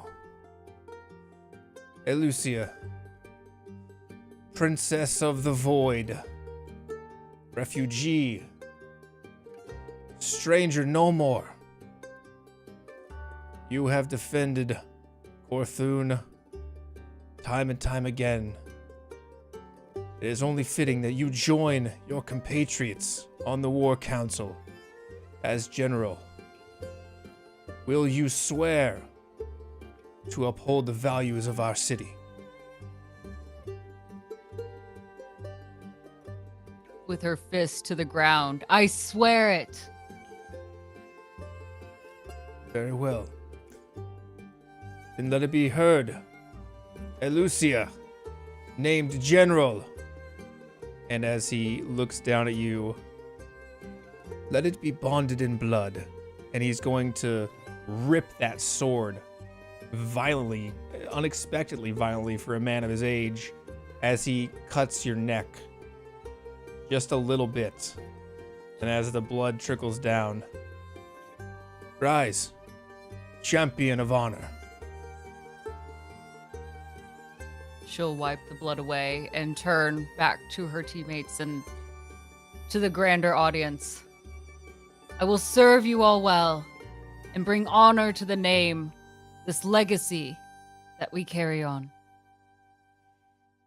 Well, now that the business is done, let us feast!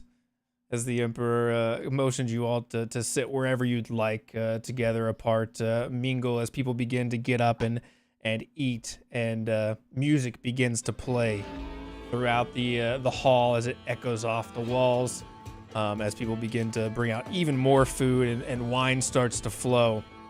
You all are free here to mingle, to wander around, to talk amongst yourselves, whatever it is you'd like to do in this space. Elusia will elbow the two of you and kind of nod quite subtly from across the room to someone over there. I honestly am surprised that Lucian survived this. I thought about putting dibs that he wouldn't be at this table today.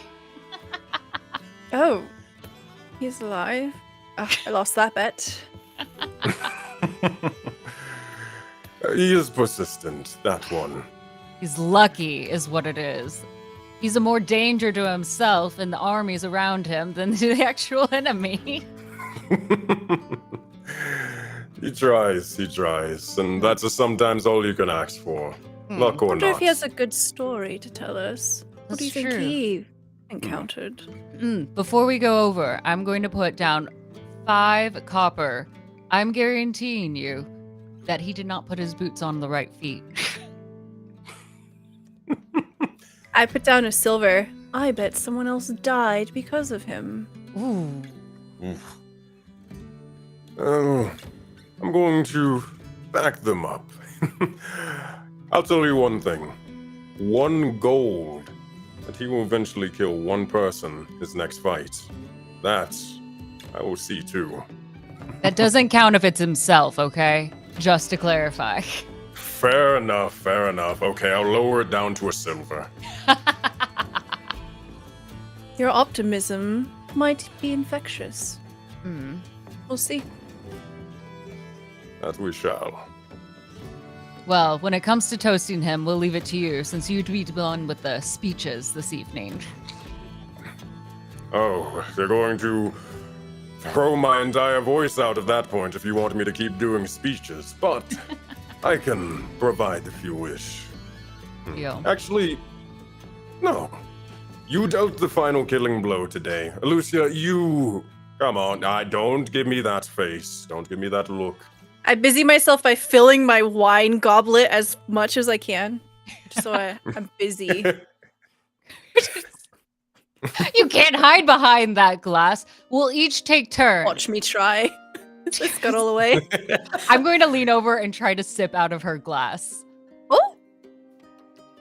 Yeah, you do. I do? Okay. I just almost like coyly like leaning forward. I still making eye contact with you, but I sip out of your cup. Oh. And then I get really embarrassed and I pull back quite quickly.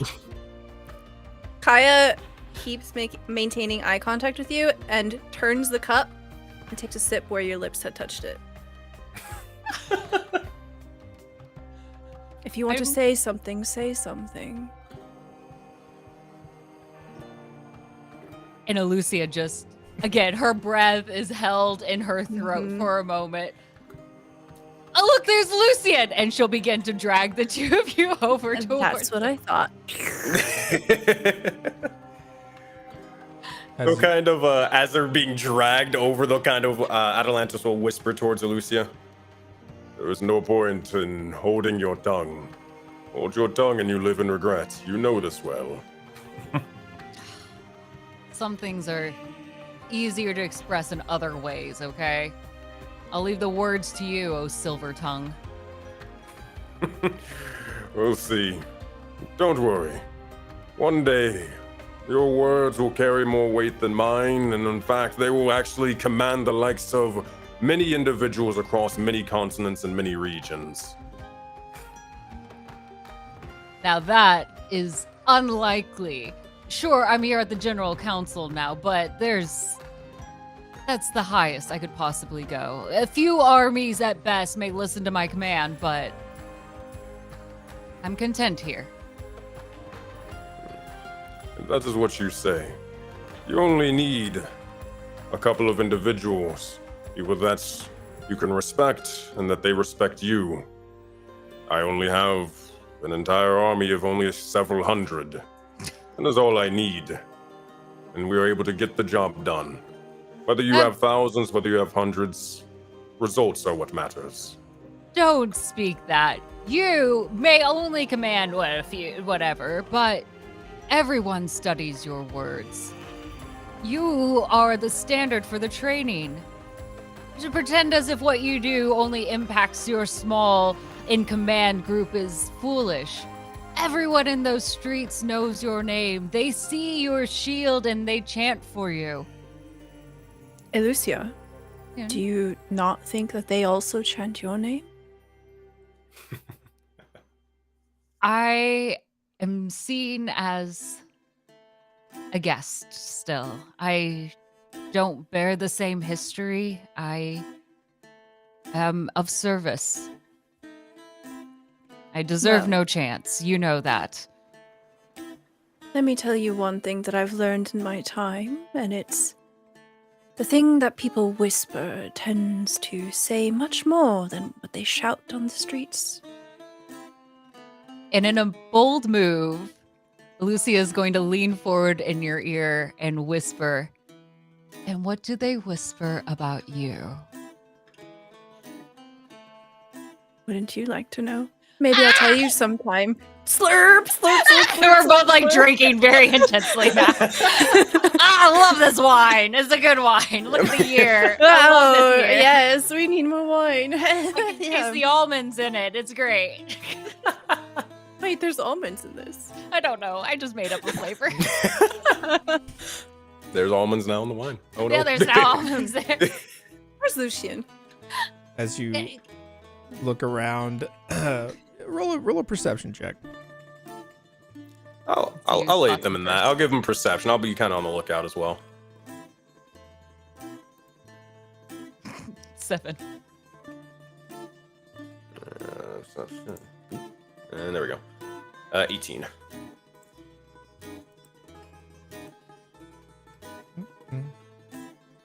There's not one to roll.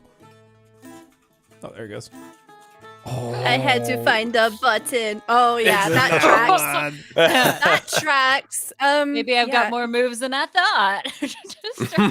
Kaya is busy sipping, but her eyes are definitely over at Lucia. As you kind of are distracted, Atalantos is the first to spot Lucian, who's now completely drunk, wasted, as he's stumbling around talking to various people, holding a goblin in his hands. There I was, and I was cut his throat, and then I stabbed it, and I said, "I'm gonna do it with your mom tonight." As he starts just incoherently blathering around to anybody who will listen. He was 10, 20 feet tall. He was 20, 25 feet tall, maybe. I don't know. He was only like this tall after I cut him down. As he just stumbles over. Elusia! Oh. Gaia! As he sees you all, and he wanders up, and he's going to actually stumble up and run right into Atalantos, almost as if he didn't see you. It's just like, oh, you're a big fellow. I see that you are in your cups once again. My cups, his cups, her cups, everyone's cups. Fair enough. Lucia, you were looking for this individual. Same with you, Kaya. For me? What What do you want? No. We just heard you survived, and Atalantos didn't believe us, and he wants your signature, an autograph on the inside of his shield. That would not be happening at all. I don't have a make a dexterity ability check. Oh god. Who's that? I don't. Wow, I don't know. I'm honored. I don't know.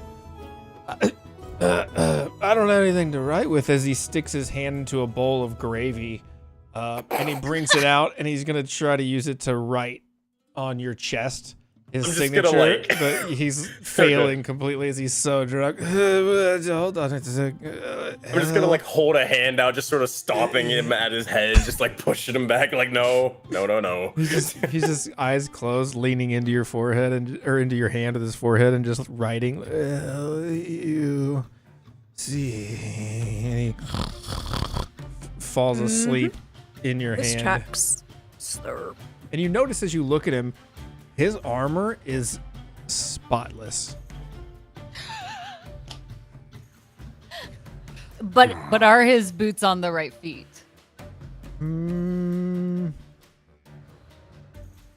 Yes. Dang it. He was sober when he put the boots on. Are his gloves on backwards? I don't get money for that one. I'll give you the gloves. Gloves are on the wrong hands. Look over and kind of just say, it seems that you have to pay the coin for the boots, but I might have to lower my coin for the likes of slaying an individual. Corthoon, focus up. And he's just gonna kind of like slap him away. No, not like really hard, just like, hey, wake up.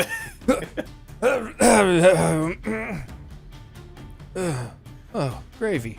As he licks his hand, noticing there's gravy on it. He offers you some. Adelietos, you want any? No, I am fool. Your country is calling for you, specifically to bed.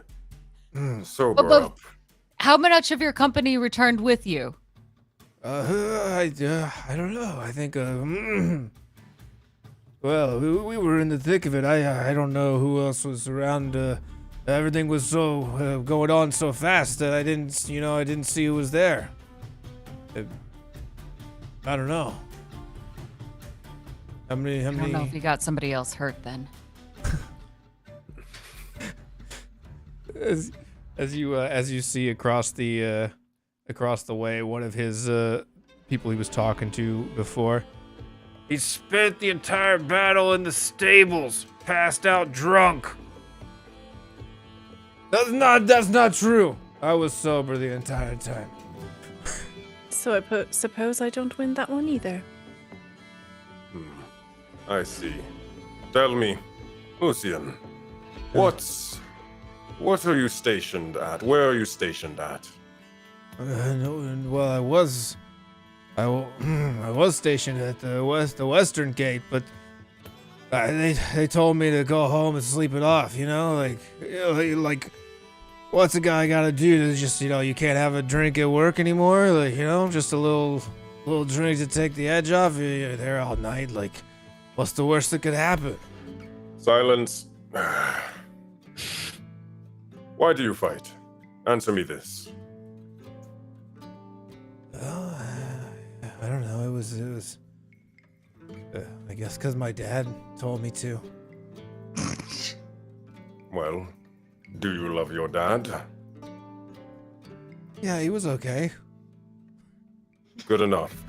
Your dad would not want you to die drunkenly on the battlefield. You said you are stationed to the west? Well, too bad. You are stationed with me now. You will die a warrior, or you will die worthless. The choice is yours. But if you are going to be in this brigade, sobering up is the first request, the first order. Do you understand? Make a persuasion or intimidation. Oh yeah, this is intimidation. Also, on top of that, I'm going to use my battle or a little martial adept feature. I'm going to use commanding presence and add a commander's die to that. Okay. I'm going to take a sip out of my goblet and very, very slowly reach over and tap on your elbow and give you guidance. Yes! Thank you so much. We need this. This just got interesting. 18. All right, we're going to add that D4. All right, we're gonna add that 19, so that's gonna be, and then a D6 on top of that. Come on, big money, big money.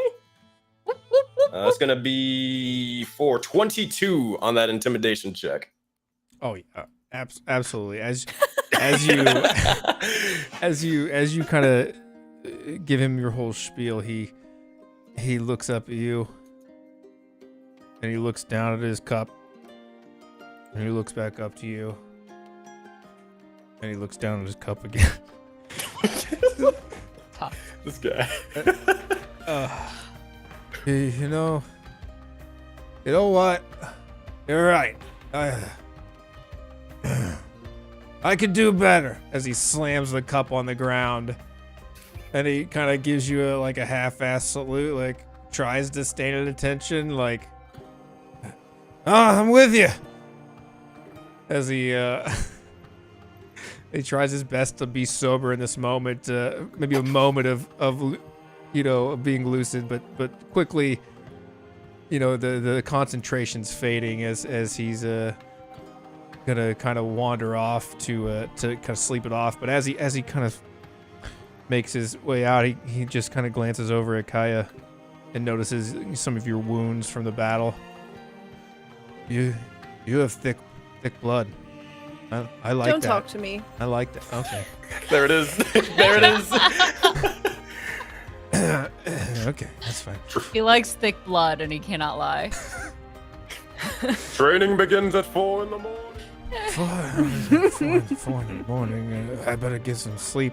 As he lays down on one of the bench seats at this table, down further away from you all, and starts to sleep right there inside this hall. Just as people kind of scoot over and like, oh god, Lucian's fucking drunk again.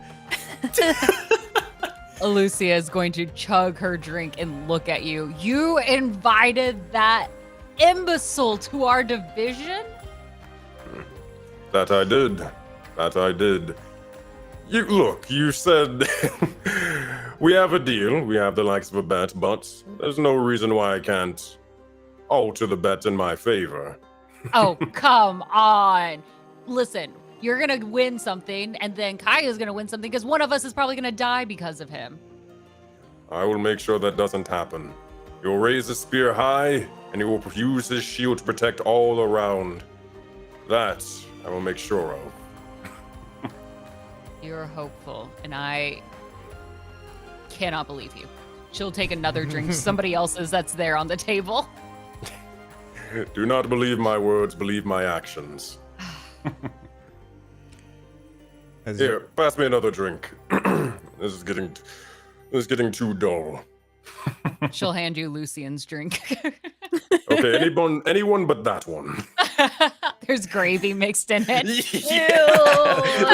Grody. Gravy handprint. It's like a weird, chunky looking margarita of sorts. God. Yes, it is. I don't know. It's just gonna go. He's gonna go get one at the bar or wherever they're serving drinks. Bring us back a couple of shots. He'll nod and get ready to do so. Atalantos, as you wander off to the bar, kind of a portly man, balding, brown, wearing a very loose-fitting robes, almost like a toga, even, makes his way up to you. Make me a history check. Sure thing. History check. I always forget. How do you pull up your character sheet if you don't have... Double click on your... in the players. C works. That's good. Yeah, there you go. Oh yeah, I forgot I'm dumb. Like very, very dumb. That's a 9. This man wanders up to you, and you recognize him, but you're not quite sure exactly who he is. But well, my boy, what a battle! I'm told that you did well out there.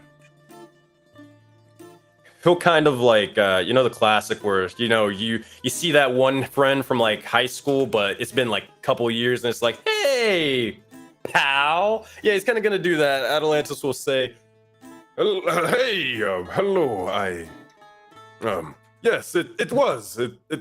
Mm-hmm. Well, it's very exciting. We haven't had a good fight in ages. As he looks around, and I would have been out there, but you know, old Corthoon is a politician these days, and I have to see to other matters. As he reminds you, his name is Corthoon.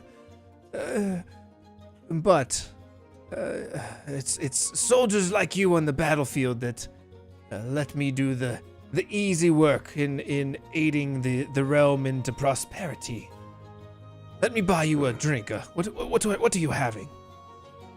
Oh, my appreciations. Thank you.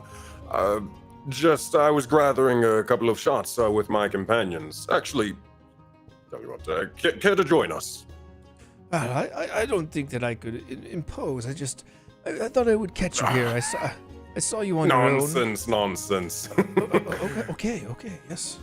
He'll go with you back to this group. That being said, Atalantos does this all the time, where he's just like, "Hey, I found a friend," and he'll look over and just say, "Hello, welcome, Corthoon. This is Elusia and Kaya. I'm sure that you've heard their endeavors across the lands." Yes, the people sing your praises, especially today. You all three, and this is fortuitous. I was only meaning to talk to Atalantos, but here I am with 3 generals, the champions of honor.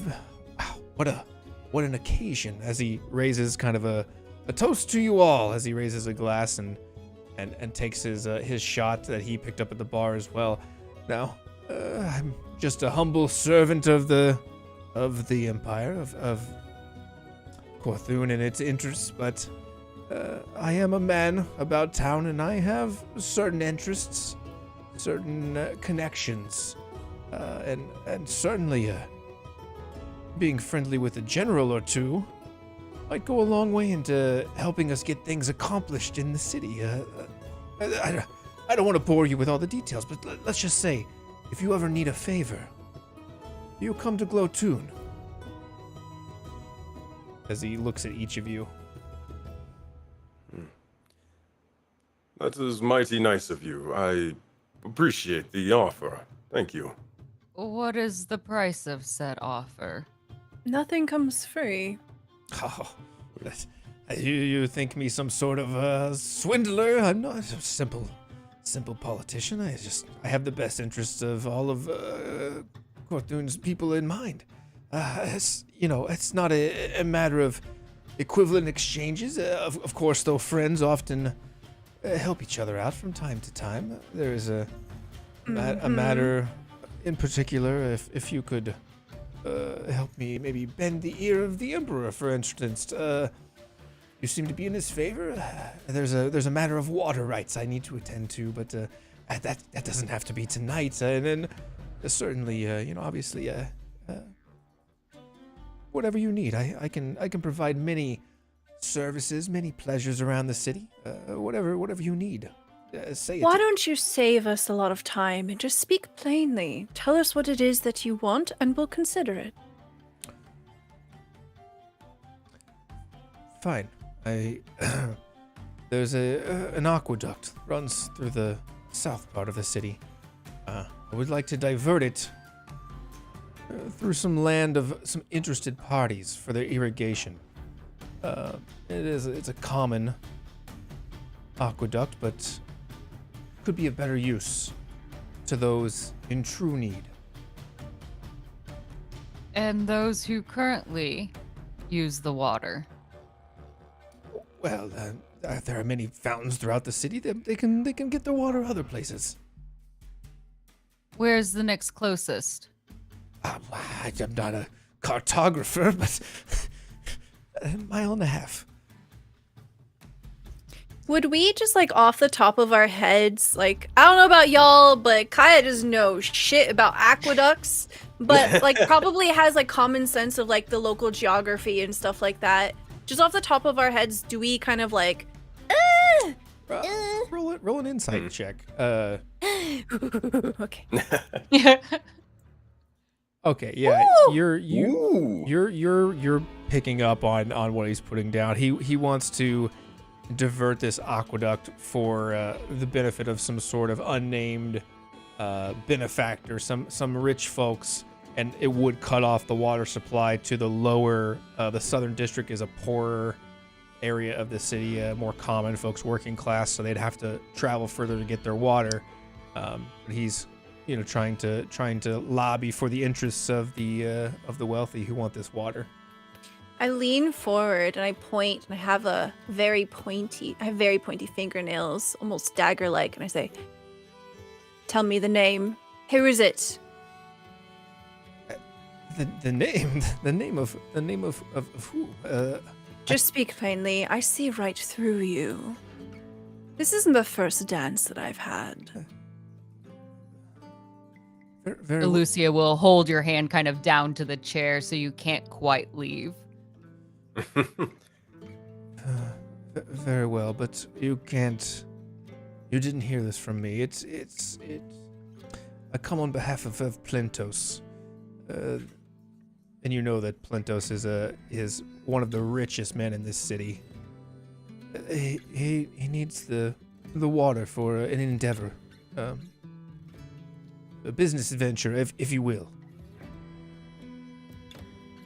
Now, if you could bend the ear of the Emperor in his favor, I'm sure that he and I would both be very appreciative of the help. Do we know anything about Plentos personally? Yeah. Roll a history check. Oh, yeah. Yes. Give us those details. Do that. History check. I will try. 18. Nice. Oh, yeah. History. Yeah. Boom. 12 with the lowest. Pretty good all around, though. You have heard the name Plentos many times around the city. He's often, a benefactor of large-scale charity operations, quote unquote. His name is chiseled into many buildings, and statues have been commissioned of him. You've seen his likeness around the city. You know that he's a merchant guild leader who is in charge of a lot of different types of businesses throughout the city, but nonetheless, he's made a vast fortune using the workforce of the southern district of this city, and kind of a sleazy guy from all accounts. Not that you've had a ton of interactions with him personally. He doesn't really even stoop to coming to the court of the Emperor. Really sees himself as kind of above that. It's said in some circles that he holds himself in higher esteem than even the Emperor. But you recently would recall that there was a cave-in in some mines outside of the city that his workers may or may not have been adequately supplied with the proper safety precautions in an effort to cut costs. That's the talk on the street that you've heard around as you've been around the last several weeks, months. I lean back in my chair and I'm holding up this wine goblet, and I say literally all of that while looking him dead in the eyes. Of course, they're just rumors, but everyone knows that there's always at least a grain of truth when they're whispered. Well, I guess when you put it that way, I guess maybe you're right. I don't know. I can't speak to his intentions. I'm a mess. I'm a simple messenger, a vessel of the people, if you will. So, will you talk to the Emperor or not? As he's trying to non-answer your accusations. How about this? We'll send you a message in the morning with our final decision. In the morning, oh. Kind of sensing the hostility building here towards him. The morning is great. The morning is great. Enjoy your drinks, and in fact, as he kind of waves over a waiter to bring you another round. Enjoy. As he's gonna bow out and not ever turn his back to you all as he walks away, just until he's far enough away that he's feels like is not going to get attacked in the back. Ooh, more wine. As he saunters Atalanta. off, kind of peddling his political wares other places. Atalantos will look over and kind of say, I do not know about this. At first I was convinced, but then the diversion of the aqueduct, the water of the people. Now, I am no stranger when it comes to a lower lifestyle, to put it, for lack of a better term. Growing up in the gladiator pits, I knew it well. I knew the struggles of it. Taking the water from it would likely send it into turmoil. Are you sure that this is what we'd want to do, or are you thinking of something else? I look to Elusia. We're on the same page, I believe. That is good. That is good. So, what message will we send them then? I don't think one that needs words, but a strong message nonetheless. Fair enough. Fair enough. I need you all to roll me a perception check. Got it. 13. 21. Hey! 16. Nice. Kaya, you are the first to notice there's a distinct crackle in the air.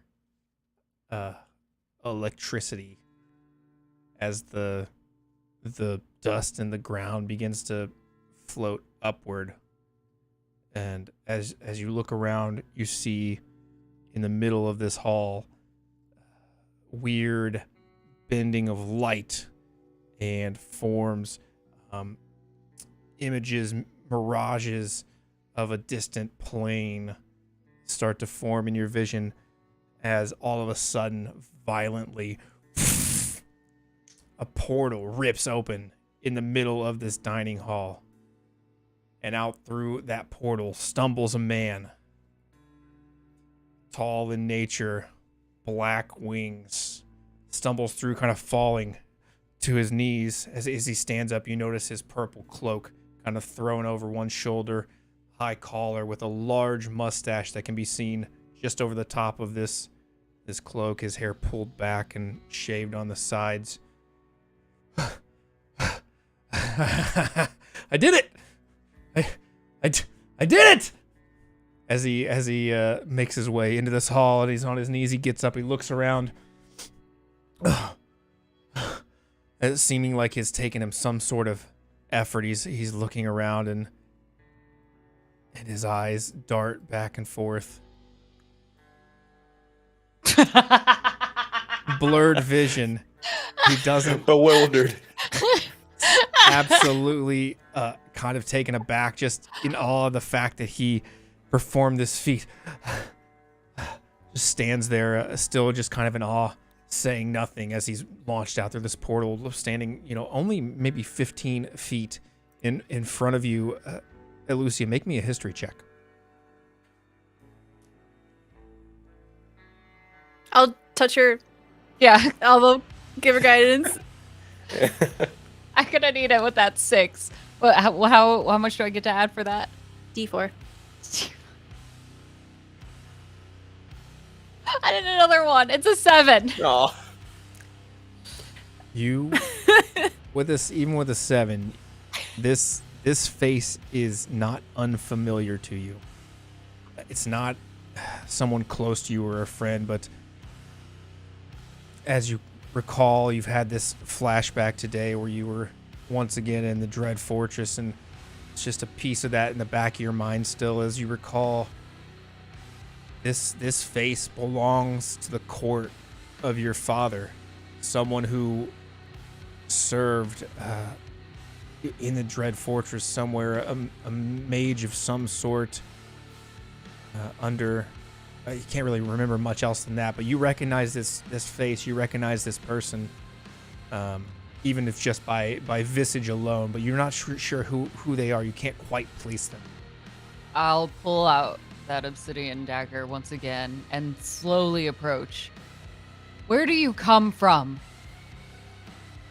And as he looks at you, is it you? Princess Elusia? Who are you? And she'll raise that dagger even higher. He drops to a knee instantly and bows his head before you. You may not remember me, as he's not making eye contact. But I served your uncle. Your uncle Ogdril in the Dread Fortress in the time of Faustus Golden Shield. My name is Vythorn. Once I have been called the Endless Scholar. Roll me another history check.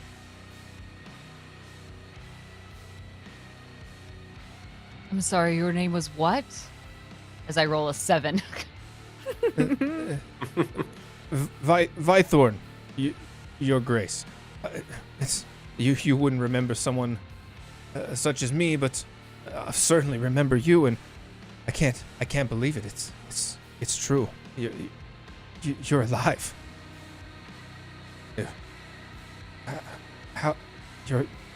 This is incredible. I can't believe I'm here. This took an incredible amount of magic to break out of the void to come here. And in a moment of realization, Elusia will lower that dagger and rush towards him, almost grabbing his shoulders. You're from the void?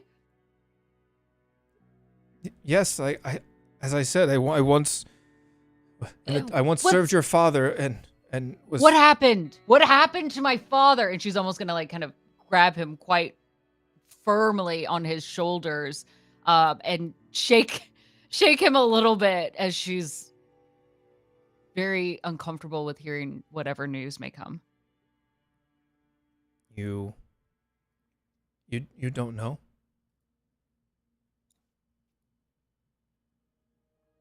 What is it? Your father, he died. 300 years ago.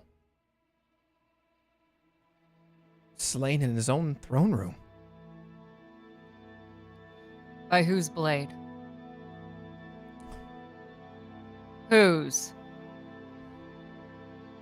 It was your uncle. Ogdril. The one they call the Shadow.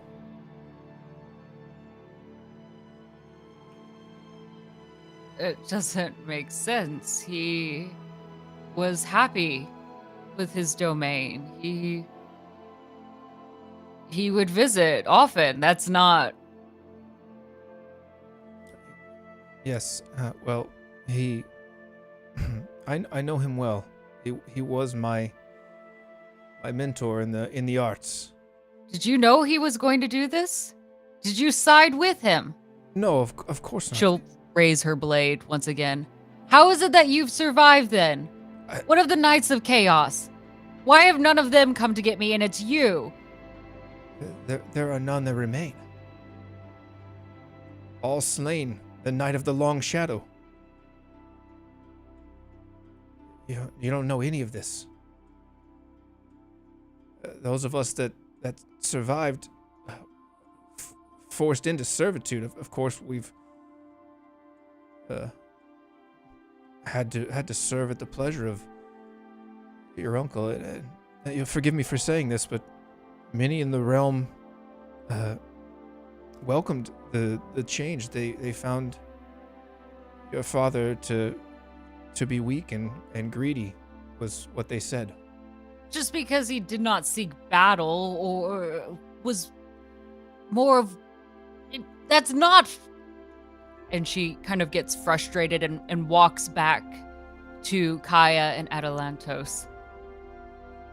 And she'll flip around again. That is no reason to take his life.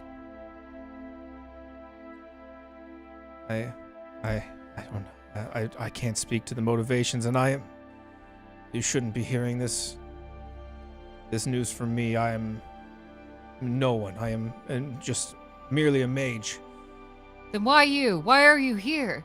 Did no one else know of where I was? Well, everyone assumed you had perished as well. There were whispers that you had escaped, but there was no one to tell the tale. She'll glance at Kaya at the mention of whispers. It seems whispers tell a lot more truths these days than I'm realizing. Slurp.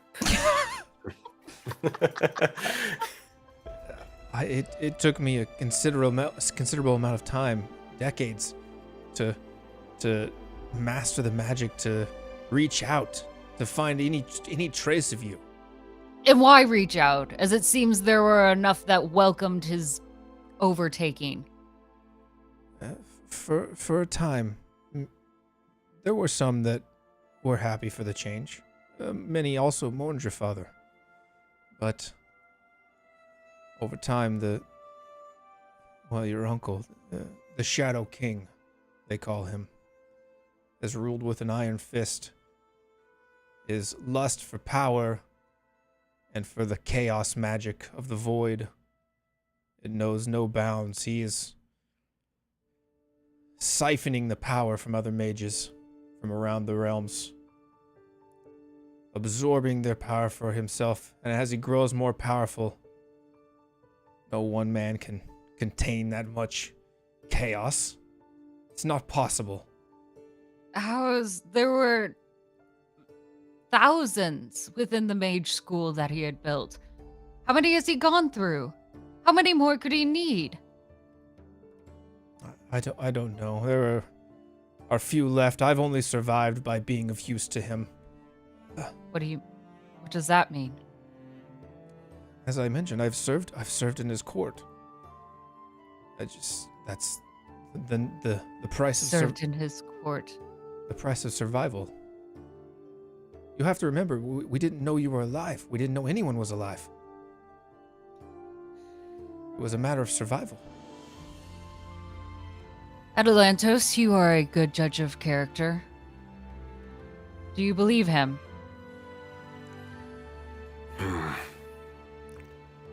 As much as I hate it, sadly I must, for now. Thank you. I see no reason to believe that you would tell a false truth. In a little more of a flippant note, Kaya's just kind of leaning back and she says, well, if you ever want me to banish him, I can just cast a spell on him and send him back. It took a considerable amount of magic to bring me to this place, the blood of a titan. Yes, and there's no way back. Why did you even come here? To run on your own? There is a way back. I've brought the resources I need. I will have to rest, of course, before I can make the journey again, but the Shadow King has cast a wide net on the void. His lust for chaos seeps out. He can't contain the energy. Tornadoes, earthquakes, eruptions, the harvests die as his influence spreads across the void. I've come for you. The people need you. Me? I am but one. I certainly alone could not infiltrate the dread fortress itself. I know those walls. Nothing gets through them. Their height alone can be unscalable. The thickness cannot be breached. It's impossible. Maybe not for someone trying to break in, but for one who is already within its walls, not such a hard task. What, do you think my uncle would welcome me? He may have loved me then, but clearly I know where his loyalties lie. It's not with family or with blood. I can't speak to his intentions or what he may or may not do, but I'm not asking you to come back for a family reunion. I'm asking you to come back to take your rightful place and to save your people from a certain death. All of your people. As I serve here, just now, moved in my own spot, welcomed by these people. Why? Why? As if righteousness born into that position should be enough for me. I've proved nothing to them. Why would they want anything from me? How could I even possibly even know to rule them? Who have not seen me in 300 years. They await me? She looks back to her teammates. What would you have me do? Go back and follow a whisper of a dream? I think that you've learned enough in our company to be able to make your own decisions, princess. Don't. She'll walk closer. Don't. Lowering your cup. Someone has to make the decision. And this decision is not ours.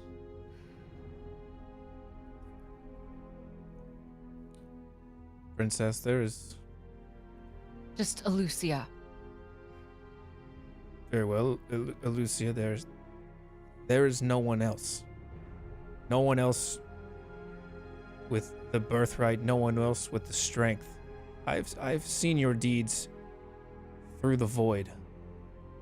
As I've searched for you, you have become a fierce warrior.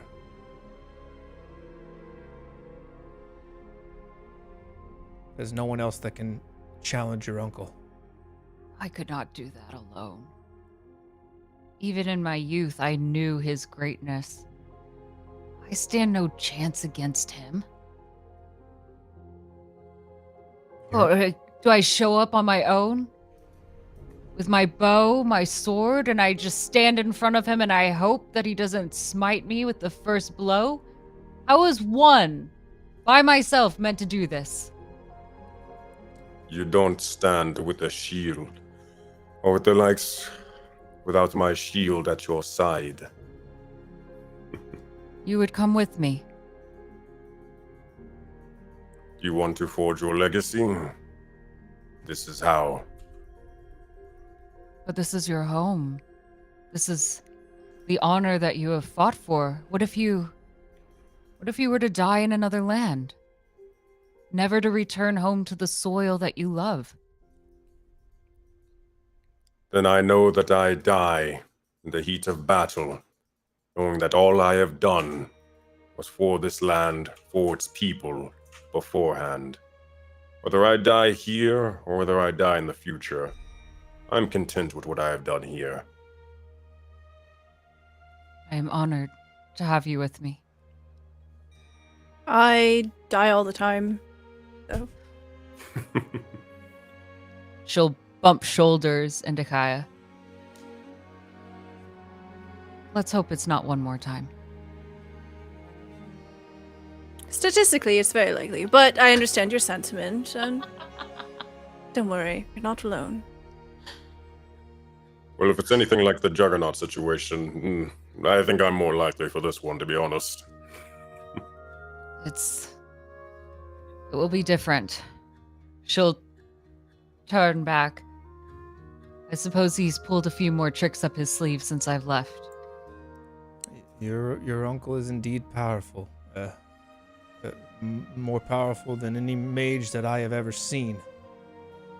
But he is losing control of that power. You may have a chance to beat him in his unfocused state. And for a moment, Elusia pauses before looking back at the king, sitting on his throne. I assume listening to all of this. Oh yeah, he's got his sword popcorn down on in the hand. ground. He's leaning forward on his sword, like eyes back and forth, like just taking it all in. She'll once again take a knee. My liege, I have taken an honor upon me today from you. To be welcomed by you, your kingdom, your people, one that I cherish. But I fear I have to abandon it. You don't have to abandon your oath. Your oath is to serve Corthoon. Corthoon stands for justice and hope. If you can provide that to your people, then you are fulfilling your oath.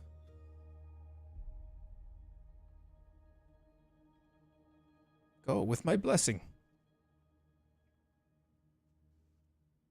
She'll slowly rise and look to the two with his blessing. And she'll hold a hand out for each of you. Atalantos will take it. Very coyly slides her hand into yours. Mm-hmm. She'll turn back. We're ready to reclaim the kingdom. Very well. Well, like I said, it will take me some time to prepare, so we can make our preparations here and leave as soon as I am fit enough to make the journey again. I believe I can take you and your compatriots, but beyond that, I think that's it. I don't have the magic, the strength. How many days will it take you to recover? 3 at most. 3 it is. She'll squeeze both of your hands yet again. Say goodbye to your loved ones. Close anything that you must. Plan as if you will not return. And I am taking you to my home. Sounds like fun. I have already made amends when I step on the battlefield. Let us go and do this. A challenge awaits, and a challenge we will rise to.